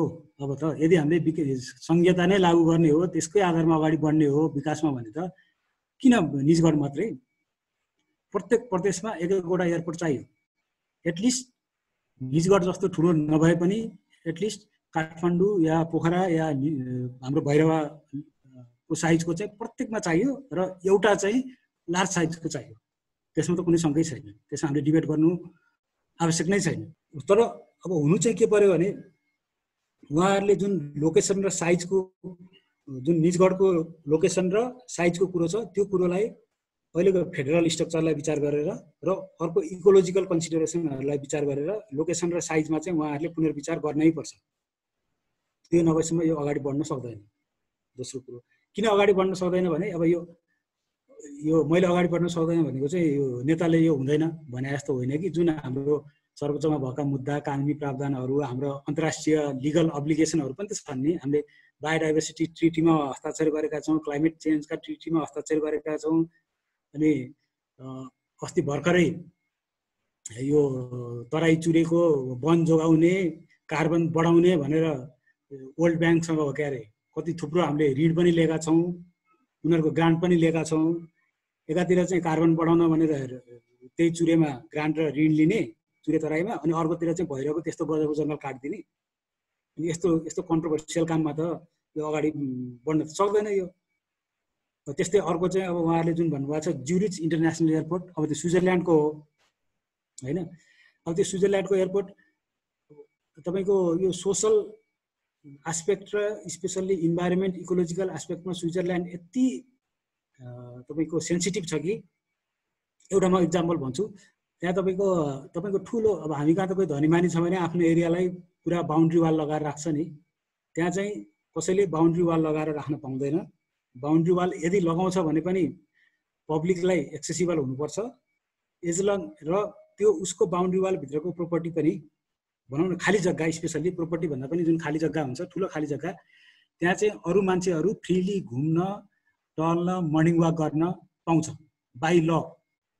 कसैले चाहिँ मेरो एरियामा त किन घुम्न ice, this is my private land भनेर भन्न पाउँदैन। एज लङ एज त्यहाँ घुम्न जाने मान्छेले उनीहरूलाई डिस्टर्ब गर्नु चाहिँ भएन। उनीहरूलाई डिस्टर्ब नगरिकन अर्काकोमा पनि गएर तपाईँले मजासँग युज गर्न पाउनुहुन्छ। अब त्यो लेभलको कन्सियसनेस र त्यो लेभलको इकोलोजिकल भ्यालु भएको कन्ट्रीको कम्पनीले आएर यहाँको यो मुडेबलले यस्तो पाराले गर्छु भनेर त्यो कम्पनीले गर्नेवाला छैन। त्यो कारण पनि यो सम्भव हुँदैन होइन। त्यस्तै गरेर अर्को एउटा चाहिँ मैले अहिले रिसेन्टली त मैले खास केही हेर्न पाएन, मैले लास्ट इयर मैले यसमा अलिकति बढी नै रिसर्च गरेका थिएँ र एभिएसन इन्डस्ट्रीको फ्युचर कता जाँदैछ त भन्ने पनि त हामीले हेर्नु पर्यो। 1995 को बेलाको सिचुएसन र अहिलेको सिचुएसन त फरक छ, र एभिएसन इन्डस्ट्रीको फ्युचर कता जाँदैछ त भनेर यसो हेर्दाखेरि मैले देखेको चाहिँ अबको फ्युचर के रहेछ भने small aircraft but faster speed. यो बिचमा चाहिँ ठुलो एयरक्राफ्टतिर जोड गरेको रहेछ भने अहिले चाहिँ होइन, अब यो ठुलो एयरक्राफ्टले भएन, बरु सानो एयरक्राफ्ट गर्ने, त्यो पछि थोरै प्यासेन्जर भयो भने उडाउन पाइयो, र फास्टर स्पिड भइसकेपछि अब त मान्छेलाई स्पिड त फास्ट चाहिएकै छ। त्यो भएर हामीले लार्ज एयरक्राफ्टमा जानुभन्दा small but efficient aircraft with faster स्पिडमा जानुपर्छ भन्ने चाहिँ अहिलेको एभिएसन इन्डस्ट्रीको ट्रेन्ड चाहिँ त्यता छ। र एकदम जापानले पनि तपाईँले गुगल गरेर हेर्नुभयो भने भेट्नुहुन्छ, जापानले पनि यही लाइनमा आफ्नो एयरक्राफ्ट डेभलप गर्दैछ, र त्यस्तै बोइङले पनि यो लाइनमा नै उसले आफ्नो पोलिसी सुरु गरिसक्यो। र बोइङको चाहिँ जुन त्यो प्यासेन्जरवाला लार्जेस्ट साइजको एयरक्राफ्ट हो त्यसको प्रोडक्सन बोइङले बन्द गरिसक्यो। त्यो कुराहरू पनि त हामीले हेर्नु पर्यो। स्मल एयरक्राफ्ट गर्ने हो भने त हामीलाई साह्रै ठुलो एरिया पनि त नचाहिने रहेछ भन्ने, यो पनि एउटा कस्तो भने अब यो मात्रै होइन, यो कुराहरू पनि हेर्नु पर्यो भन्ने चाहिँ मेरो आर्गुमेन्ट हो।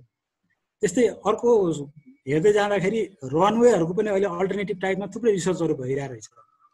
र तपाईँको यो नेदरल्यान्डको गभर्मेन्ट कम्पनीले नै, हाम्रो नागरिक उड्डयन प्राधिकरण भने जस्तो नेदरल्यान्डको गभर्मेन्ट प्राधिकरणले नै अहिले सर्कुलर रनवेमा रिसर्च गरेर उनीहरूले काम गरिरहेको छ। सायद 2023 हो कि 25 हो, त्यतिसम्ममा उनीहरूले कमर्सियल उसमा ल्याउने अर्थात् एप्लिकेसनमा ल्याउने भन्ने हिसाबले काम गरेर पनि अगाडि बढिरहेको छ।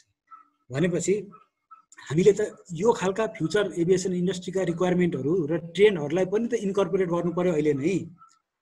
हाम्रो जुन प्री फिजिबिलिटी स्टडीहरू छ र अहिलेको स्टडीहरू छ, त्यो स्टडीहरूले चाहिँ यो कुराहरूलाई इन्कर्पोरेट गरेकै छैन।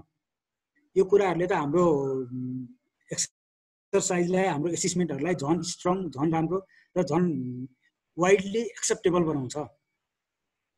र यो कुरो चाहिँ ल्याकिङ छ र यसलाई चाहिँ ल्याउनुपर्छ भन्ने मेरो अर्को कुरो। र लास्टमा मैले भन्नुपर्दा चाहिँ अब कन्सेप्टहरू हुन्छन्, एउटा स्मल इज ब्युटिफुल, त्यो पनि राम्रो कन्सेप्ट, अर्को लार्जर द बेटर पनि राम्रो कन्सेप्ट। तर यिनीहरू के हुन्छन्, कन्टेक्स्ट स्पेसिफिक हुन्छन्। र हाम्रो कन्टेक्स्टमा चाहिँ अहिले म के भन्छु भने स्मल इज ब्युटिफुल अहिले हाम्रो लागि ठिक हो। हामीले एकैचोटि त्यत्रो ठुलोमा जानु जरुरी छैन। एउटा लार्ज रनवे भएको, एउटा टर्मिनल भएको फर्स्टमा बनाऊ, त्यसलाई चलाऊ, राम्रो मार्केट हुने भयो भने त्यसपछि एक्सपान्ड गरौँ। एक्सपान्ड गर्न सक्ने ठाउँ चाहिँ यस्तो सुरु गरौँ कि जहाँ भोलि हामीले एक्सपान्ड गर्नु पर्यो भने एक्सपान्ड गर्न सक्ने पोसिबिलिटी रहोस्। भनेपछि हामी स्मल इज ब्युटिफुलबाट सुरु गर्दै भोलि लार्जर द बेटरमा जाउँ, भोलि हाम्रो यो हब नै हुन्छ, टुरिस्ट मारामा आउँछन् भने हामीलाई आपत्ति हुनुपर्ने कुरो त होइन नि त। र जस्तो अहिले म गभर्मेन्टको यो कदमको विरोध गरिरहेको छु भने पनि मलाई के थाहा छ भने भोलि त्यहाँ एयरपोर्ट बन्यो भने त्यो त मेरो लागि पनि त हो नि। मैले जस्ट विरोधको लागि विरोध गरिरहेको छैन नि। मैले यो बन्ने र नबन्ने र कसरी बन्न बेटर हुन्छ, यो डिबेट चाहिँ त्यो हो। र यो डिबेटलाई त्यसरी बुझ्नु जरुरी छ। तर अहिलेको सिचुएसन हेर्दाखेरि स्पेसल्ली मन्त्रालयमा जुन सल्लाहकारहरूको एउटा घेरा छ, त्यो सल्लाहकारको घेराले चाहिँ अब यसलाई डिबेट भन्दा पनि झगडाको रूपमा बुझिरहनु भएको छ र मन्त्रीज्यूलाई त्यही ब्रिफिङ गरिरहनु भएको छ। पहिलाको मन्त्रीज्यू पनि त्यसैमा अल्मलिनु भएको थियो, अहिलेको मन्त्रीज्यू पनि त्यसैमा अल्मलिरहनु भएको छ। र अल्टिमेटली यसले चाहिँ हामी कसैलाई पनि फाइदा चाहिँ गर्नेवाला छैन, किनकि अहिलेको यो हिसाबले यो बन्न सक्दैन एयरपोर्ट। यसलाई रिएसेस गरेर तपाईँको फिजिबिलिटीदेखि नै रिएसेसमेन्ट गरेर अगाडि गर्न सक्यो भने बरु यो सम्पूर्ण कामहरू फिजिबिलिटी स्टडी, रिएसेसमेन्टका कुराहरू र रिइआइए का कुराहरू तपाईँको 2 वर्षभित्र कम्प्लिट भएर हामी तेस्रो वर्षदेखि कन्स्ट्रक्सनमै जान सक्ने सिचुएसन रहन्छ। तर उहाँहरूले अहिले जुन हिसाबले गर्नुभएको छ यो हिसाबले हो भने चाहिँ तपाईँको 10 वर्ष पनि कन्स्ट्रक्सनमा यो जान सक्दैन। सिचुएसन चाहिँ त्यस्तो छ। र यो सिचुएसनलाई पोलिटिकल एङ्गलबाट भन्नुपर्दाखेरि अथवा एउटा पोलिटिकल प्राणीको हिसाबले नेताजीहरूको कुरा गर्दाखेरि होइन मैले त गर्न खोजेको थिएँ, के नगर्न खोजेको थिएँ, यिनीहरूले गर्न दिएनन् र हो, नत्र त मैले गर्थेँ भनेर भोलि एउटा एक्सक्युजको बाटो बनाउनु छ भने चाहिँ this is very good opportunity for them. तर होइन हामीले चाहिँ यहाँ एयरपोर्टै बनाउने हो, देशको विकासै गर्ने हो, जनतालाई सुख सुविधा नै दिने हो भन्ने हो भने चाहिँ यो जुन लाइनमा उहाँहरू अघि बढ्नु भएको छ दिस इज कम्प्लिटली रङ। र यसलाई चाहिँ रिएसेस गरेर अगाडि बढ्नु नै एकमात्र उपाय हो। र यसको अरू चाहिँ कुनै पनि सल्युसन त्योभन्दा बाहेक अर्को सल्युसन छैन। हजुरको विचारमा त्यो एयरपोर्ट निजगढको ठाउँमा चाहिँ कता बनाउँदा एप्रोप्रिएट होला भन्नु भएको छ? यस्तो छ, अब यही ठाउँ एकदम एप्रोप्रिएट भन्न अहिले ठोकेर भन्न चाहिँ मिल्दैन, म सक्दिनँ। अब निजगढ पनि एउटा क्यान्डिडेट हो। हामीले निजगढ, मूर्तिया, सागरनाथ र इभन सिमरासम्म यो एरियालाई चाहिँ राखेर हामीले एकपटक रिड पनि फुल्ली हुन्छ र जुन क्राइटेरियाहरू पनि जे हुनुपर्ने भन्नु इन्टरनेसनल हिसाबले भोलि हामीलाई इन्डियाले एयर स्पेस दिएन भने पनि त्यो बेलामा त्यो सेक्युरिटीलाई समेत कायम राख्दै पनि यो बिचमा हामीले हेऱ्यौँ भने चाहिँ भन्न सक्दिनँ। हुनसक्छ भोलि निजगढ पनि हुनसक्छ 8000 नभइकन निजगढको हामी साउथमा जाउँ, लगभग 500 हेक्टर एग्रिकल्चर ल्यान्ड हामी एक्विजिसन गरौँ, 1000 हेक्टर जति अहिलेको फरेस्ट लिउँ भनेर गर्ने अप्सन पनि हुनसक्छ एउटा। त्यो अप्सनमा चाहिँ जानुपर्छ। र अहिले त्यो ठोकेर चाहिँ म भन्दिनँ, तर अप्सन्स आर देयर। अहिलेको जुन हबको कुरा गर्नु भएको थियो र 1995 मा फ्युचरमा एयरलाइन्स र एयरक्राफ्ट्सहरूको मेकानिकल डेभलपमेन्ट कसरी भइरहेको छ त्यसलाई कन्सिडर गरिएन भन्ने कुराहरू गर्नुभएको थियो। त्यस सन्दर्भमा एउटा सानो जानकारी के पनि थप्न चाहेँ भने जस्तो अहिले जुन यति बेला सुरक्षा क्षेत्रमा प्रयोग गर्दै आइरहेका हाइपरसोनिक प्लेनहरू, एयरक्राफ्टहरू अहिले बिस्तारै ठुला एयरलाइन्स कम्पनीहरूले तपाईँको चाहिँ प्यासेन्जर बोक्न पनि अहिले सुरु गर्न थालिसक्यो अथवा त्यही डिजाइनमा चाहिँ गर्न थालिसक्यो र विन्डोजहरू नराखिकन भर्चुअल विन्डोजहरू राख्ने, त्यसले गर्दाखेरि एयरक्राफ्टको साइज पनि घट्ने र स्पिड पनि बढ्ने, त्यसबाट चाहिँ बढ्न जाने, त्यो चाहिँ अब धेरै जस्तो ठुला एयरलाइन्स कम्पनी ट्रायलमा ल्याइसकेका छ। त्यसले गर्दा कस्तो देखिन्छ भने जस्तो नेपालको निजगढलाई हबको रूपमा किन सोचियो भने उहाँहरूको एउटा के भन्छ आर्गुमेन्ट के छ भने अब जस्तो युरोपतिरको फ्लाइटहरू अथवा युनाइटेड स्टेट्स अन्तरतिरको फ्लाइटहरू जुन 6 घन्टा 8 घन्टा उडेर निजगढमा आएर चाहिँ ल्यान्ड गर्न सक्छ, त्यसपछि निजगढबाट ट्रान्जिटको रूपमा फर्दर जान सक्छ, त्यो हुनाले निजगढ एउटा हब हुन सक्छ भन्ने परिकल्पना उहाँहरूले 1995 मा गर्नुभयो। तर अब तपाईँको यो जुन एयरक्राफ्टको डेभलपमेन्टबाट के देखिन्छ भने अब प्लेन चाहिँ 6 घन्टा 8 घन्टा मात्र होइन कि 14 घन्टा 16 घन्टासम्म पनि उड्ने तपाईँको चाहिँ एयरक्राफ्टहरू डेभलप गरिसकेर चलनमा आइसक्यो। त्यसले गर्दाखेरि कुनै पनि युरोपियन फ्लाइटहरू अथवा युनाइटेड स्टेट्सबाट आएको फ्लाइटहरू पूर्वतिर नेपालबाट पूर्वतिर जानुपर्छ भने उनीहरू अब सिधै तपाईँको चाहिँ 8 घन्टा 10 घन्टा उड्ने क्षमता राख्छ र उनीहरू चाहिँ अलरेडी इस्टाब्लिस एयरपोर्टहरूमा जस्तो थाई एयरपोर्टमा अथवा इन्दिरा गान्धी इन्टरनेसनल एयरपोर्टमा उनीहरू 1 घण्टा बढी 2 घण्टा बढी उडान गर्ने क्षमता राख्ने हुनाले त्यहाँ गएर ल्यान्ड गरेर उनीहरू फर्दर जान सक्छ। त्यो हुनाले यो एयरक्राफ्टको डेभलपमेन्टको हिसाबले पनि उहाँहरूले निजगढलाई जुन परिकल्पना गर्नुभएको छ त्यो चाहिँ फेल चाहिँ यहाँनिर खान्छ, किनभने उहाँहरूले यसलाई परिकल्पना गर्नुभएको छैन। जस्तो अहिलेको सुपरसोनिक प्लेनहरू तपाईँको लन्डनबाट सिडनीमा 2 आवर्समा पुग्न सक्छ। अब तपाईँको चाहिँ लन्डनबाट पूर्व इन्डोनेसियातिर अथवा भियतनामतिर त्यता जाने प्लेनलाई नेपालमा ल्यान्ड गर्नुपर्ने जरुरतै अब हुँदैन। त्यसले गर्दाखेरि यो इन्टरनेसनल हबको कन्सेप्टलाई चाहिँ यो फ्याक्टले पनि अलिकति चाहिँ हामीलाई चाहिँ फेल चाहिँ बनाउँछ। मैले त्यति मात्रै जानकारी थप्न चाहेको। निजगढ एयरपोर्ट यदि बन्यो भने त्यहाँ रहेको वाइल्ड एनिमल हेबिटेटलाई कसरी म्यानेजमेन्ट गरिएला, यसबारेमा फरेस्ट डिपार्टमेन्टले स्ट्राटेजीहरू बनाएको छ त भनेर सोध्नु भएको छ। मेन अब हाम्रो पनि कन्सर्न त्यही हो हैन। अब मेन त्यो स्ट्राटेजीहरू बन्नुपर्ने केमा भन्दा EIA को इन्भाइरोमेन्टल म्यानेजमेन्ट प्लानमा बन्नुपर्ने हो ती स्ट्राटेजीहरू। त्यसमा एउटा सिम्पली एउटा एक लाइन के लेख्नु भएको छ भने उहाँहरूले भोलि यतातिर डिस्टर्ब भयो भने त्यो वाइल्ड एनिमलहरू चाहिँ पर्सा नेसनल पार्क भित्रतिर जान्छ, त्यही भएर त्यो फरक पर्दैन भनेर लेख्नु भएको छ। त्यति हो उहाँहरूले लेखेको हो। हाम्रो पनि चित्त नबुझाइ त्यसैमा हो। अब हामीले यतातिर चाहिँ चितवनमा वाइल्ड लाइफको पपुलेसन बढायौँ, चितवनले पुगेन भन्न पर्सा थप्यौँ र इभन अहिले पनि टाइगर लगायत अरू स्पेसिसहरूको पपुलेसन बढाउँदै बढाउँदै बढाउँदै हामीले त्यही निजगढको त्यो इन्टरनेसनल एयरपोर्टको छेउसम्मै हामीले पुर्याइसक्यौँ हैन। उहाँहरू चाहिँ उताबाट यता आउँछ, त्यसपछि बस्छ, भइहाल्छ भन्ने चाहिँ उहाँहरूको एक लाइन चाहिँ त्यति लेख्नु भएको छ। त्यसले चाहिँ पुग्दैन, यही कमी भयो यही कमजोरी भयो भन्ने चाहिँ विरोध गर्नेहरूले उठाउनु भएको एउटा पोइन्ट यो पनि हो। तपाईँले जुन पोइन्ट भन्नुभयो नि यो पोइन्ट पनि हो। र एउटा अचम्मको कुरो के छ भने यत्रो होल प्रोसेस हुँदाखेरि राष्ट्रिय निकुञ्ज तथा वन्यजन्तु संरक्षण विभागसँग एक शब्द न उहाँहरू पर्सा राष्ट्रिय निकुञ्ज जानु भएको छ, न उहाँहरूले राष्ट्रिय निकुञ्ज तथा वन्यजन्तु संरक्षण विभागलाई नै सोध्नु भएको छ। उहाँहरू कुनै पनि डकुमेन्ट हेर्नुहोस्, उहाँहरू दुईजनाको पर्सा राष्ट्रिय निकुञ्ज र यो वन्यजन्तु संरक्षण विभागको केही पनि यसमा संलग्नता नै तपाईँहरूले भेट्नुहुन्न। उहाँहरूले कन्सल्ट समेत गर्नु भएको छैन।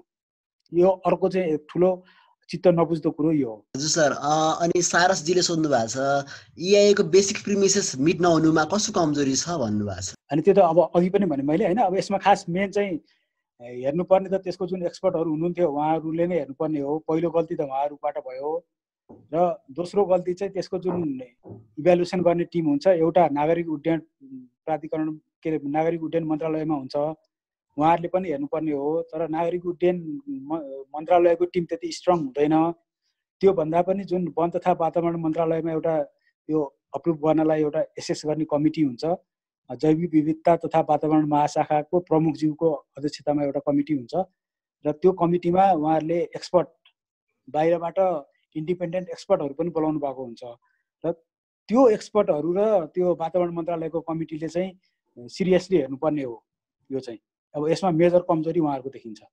हजुर सर, एकजना साथीले जोड्नु भएको छ सर, ऱ्यापिड फायर क्वेसन भनेर सोध्नु भएको छ। अनि who to blame civil aviation or forest department भन्नु भएको छ। अब फरेस्ट डिपार्टमेन्टलाई त ब्लेम गर्ने होइन, यसमा एक लेभलको गल्ती सिभिल एभिएसनबाट भयो र त्यसैलाई EIA स्वीकृत गरेर फर्दर अर्को लेभलको गल्ती वनबाट पनि भयो। ल ठिक छ। अनि EIA एप्रुभ गर्नुमा चाहिँ हु टु ब्लेम भन्नु भएको छ, स्टाफ अर मिनिस्टर भन्नु भएको छ सर। अर्को अब यस्तो छ क्या, तपाईँको अब कसले साइन गर्यो भन्ने हिसाबले हेर्दाखेरि त कर्मचारीहरूले साइन गरेको देखिन्छ हैन। कानुनी हिसाबले भोलि ल अख्तियारमै गयो खोतल्दै गयो भने त साइन त कर्मचारीहरूको देखिन्छ, टाउकेहरूको त देखिँदैन। तर हाम्रो वन मन्त्रालयको तर्फबाट चाहिँ फाइनल साइन चाहिँ हाम्रो वन मन्त्रीजीले गर्नु भएको छ। त्यो भएर उहाँ पनि त्यसमा उत्तिकै भागीदार हो। हजुर sir, Nijgadh is only choice yes or no भन्नु भएको छ सर। नो क्यान बी स्टप्ड भन्नु भएको छ। यसलाई चाहिँ होइन, यो त स्टप हुन्छ नै। अहिले जुन अदालतमा गएको जुन प्रोसेस छ नि त्यो प्रोसेसले यसलाई यही तरिकाले अगाडि बढ्न चाहिँ दिँदैन। यसलाई चाहिँ रिभाइज तरिकाले अगाडि बढ्न सक्छ, तर यही तरिकाले चाहिँ it will stop, it has to stop and it will stop, त्यो चाहिँ ग्यारेन्टी हो। हस् सर, अविनाश देवकोटा साथीले सोध्नु भएको छ सर, एकतर्फ सरकार अनि अर्कोतर्फ इन्भाइरोमेन्टलिस्ट खडा भएको पाइन्छ, त्यसले गर्दा इन्भेस्टरहरू चाहिँ अन्यलमा भएको जस्तो देखिन्छ। कि अब हामी सधैँ एकअर्काको अगेन्स्टमा बोलेर बस्ने कि अर्को कुनै बाटो रोज्ने भनेर सोध्नु भएको छ। एक्ज्याक्टली, अब हाम्रो भनाइ पनि यही हो। र यसको यो अल्झेर बस्ने कुरै होइन, यो जति ढिला गरे सबैलाई घाटा हो। र एज अ अथोरिटी र एज अ गार्जियन यसको इनिसिएटिभ चाहिँ सरकारले लिनु पर्यो। इन्भाइरोमेन्टलिस्टले इनिसिएटिभ लिएर त भएन। अब हामीले त इन्भाइरोमेन्टलिस्टहरूले डाकेको मिटिङमा त मन्त्रीजीहरू त आइदिनुहुन्न। अब इनिसिएसन उहाँहरूले लिनु पर्यो, इन्भाइरोमेन्टलिस्टहरू र जो यसको एगेन्स्टमा हुनुहुन्छ र जसले मुद्दा हाल्नु भएको छ नि उहाँहरूलाई एगेन्स्टमै भन्नु पर्यो। उहाँहरू चाहिँ आजित भएर सरकारी तर्फबाट उहाँहरूलाई टाइमै नदिएर आजित बनाएपछि उहाँहरूले मुद्दा हाल्नु।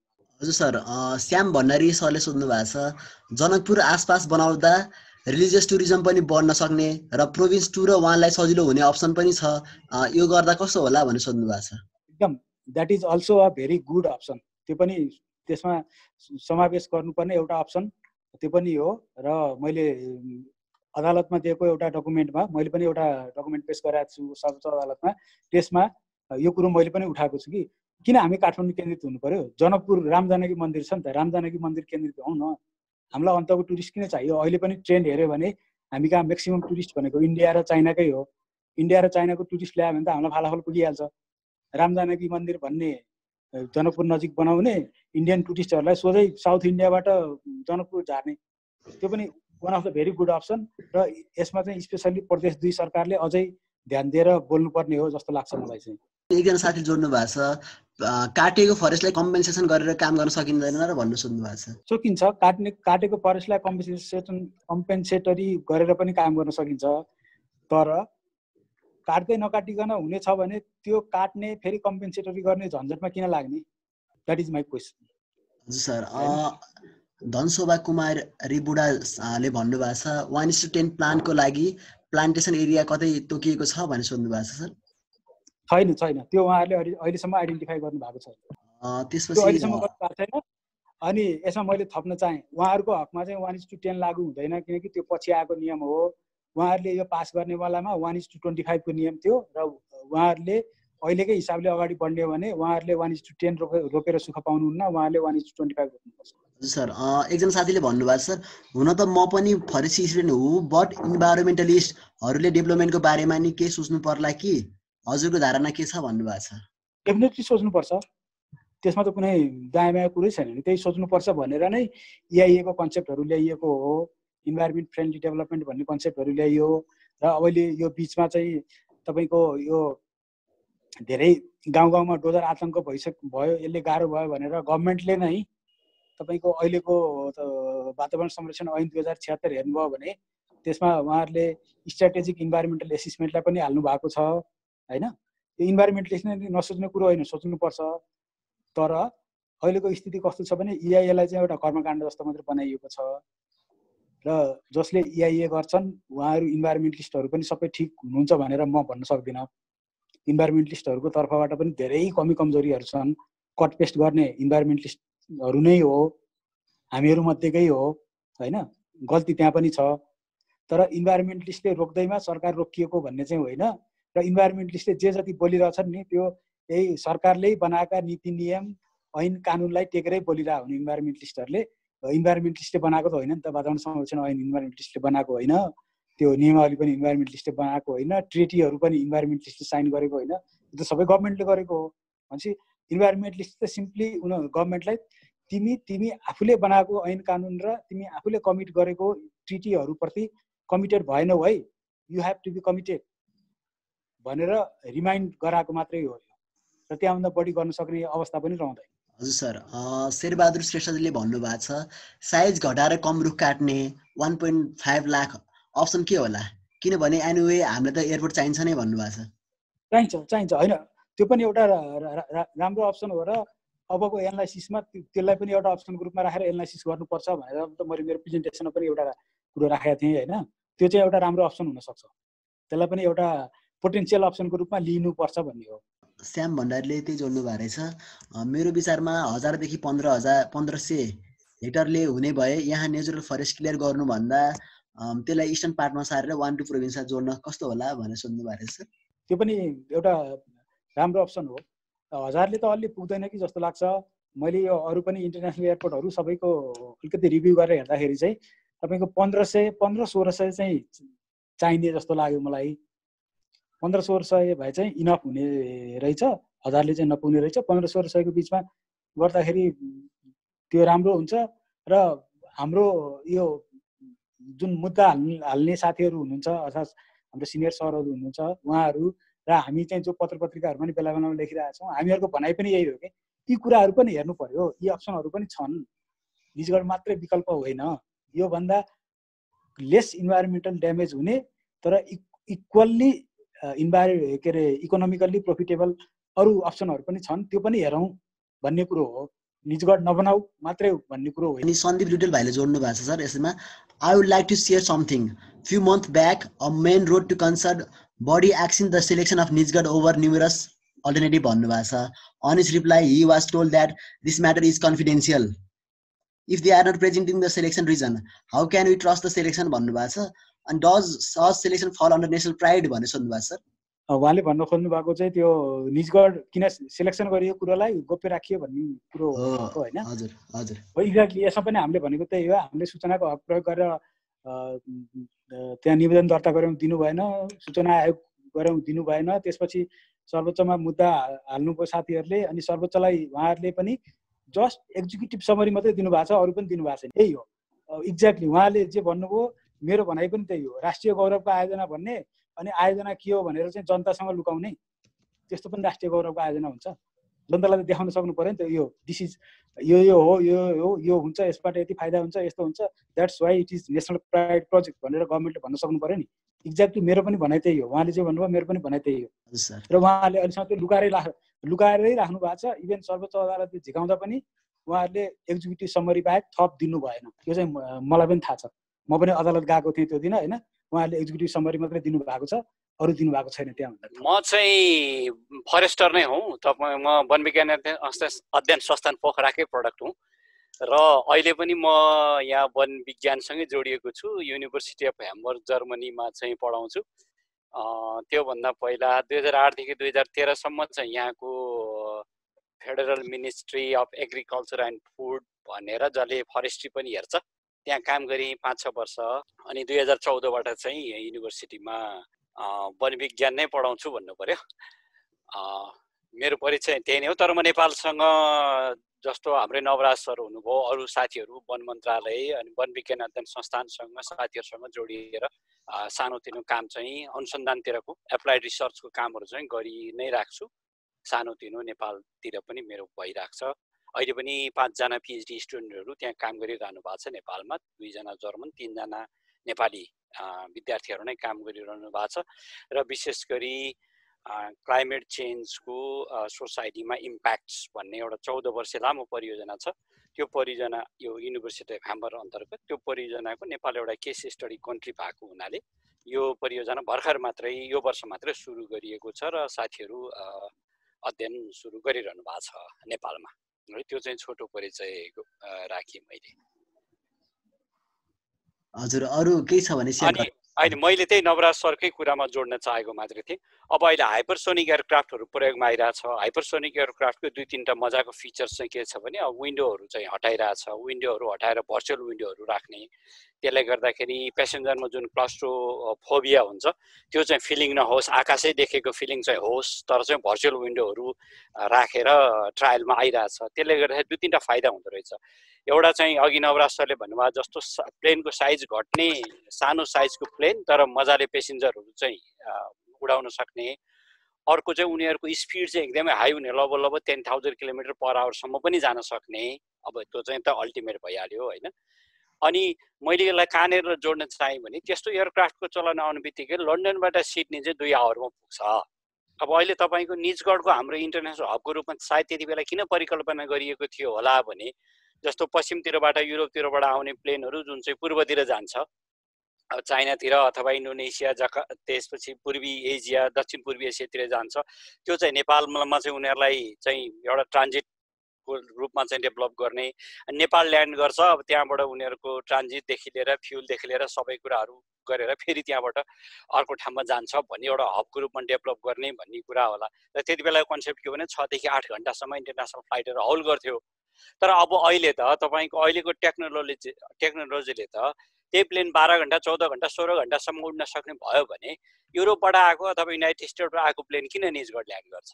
ऊ त अघि नवराज सरले भन्नुभएको जस्तो अलरेडी इस्टाब्लिस्ड एयरपोर्टहरू थाइल्यान्डमा जान के अरे थाई एयरपोर्टमा ओर्लिन सक्ला अथवा इन्टरनेसनल इन्दिरा गान्धी इन्टरनेसनल ओर्लिन सक्ला अथवा सिधै तपाईँको चाहिँ यहाँबाट सिधै जकार्ता चाहिँ अब ल्यान्ड गर्न सक्ने भइसक्यो यहाँबाट सिधै चाहिँ तपाईँको सिडनी डिरेक्ट फ्लाइ गर्ने भइसक्यो भनेपछि त्यो इन्टरनेसनल हबको कन्सेप्ट पनि जुन उहाँको एउटा क्राइटेरिया अथवा यो प्रोजेक्टको फर्ममा जुन आर्गुमेन्ट गर्नु भएको थियो त्यो पनि अलिकति अहिलेको नयाँ टेक्नोलोजीले फेल हुन्छ कि भन्ने कुरा चाहिँ मैले त्यहाँनिर जोड्न चाहेँ। हजुर सर, हजुरलाई एकदम धेरै धेरै धन्यवाद। नवराज सर के छ अरू कुरा?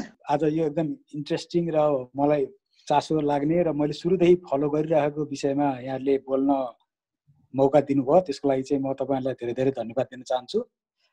र अब अहिलेका टेक्नोलोजीहरू युज गरेर जुन अब यस्तो लकडाउनको बेलामा पनि घरमा बसेर एकदम इन्टरेक्टिभ तरिकाले फ्रुटफुल खालका यस्ता डिबेटहरू गर्ने चलन जुन तपाईँहरूले चलाउनु भएको छ, यसमा अघि बढ्नु भएको छ, यो चाहिँ धेरै राम्रो हो।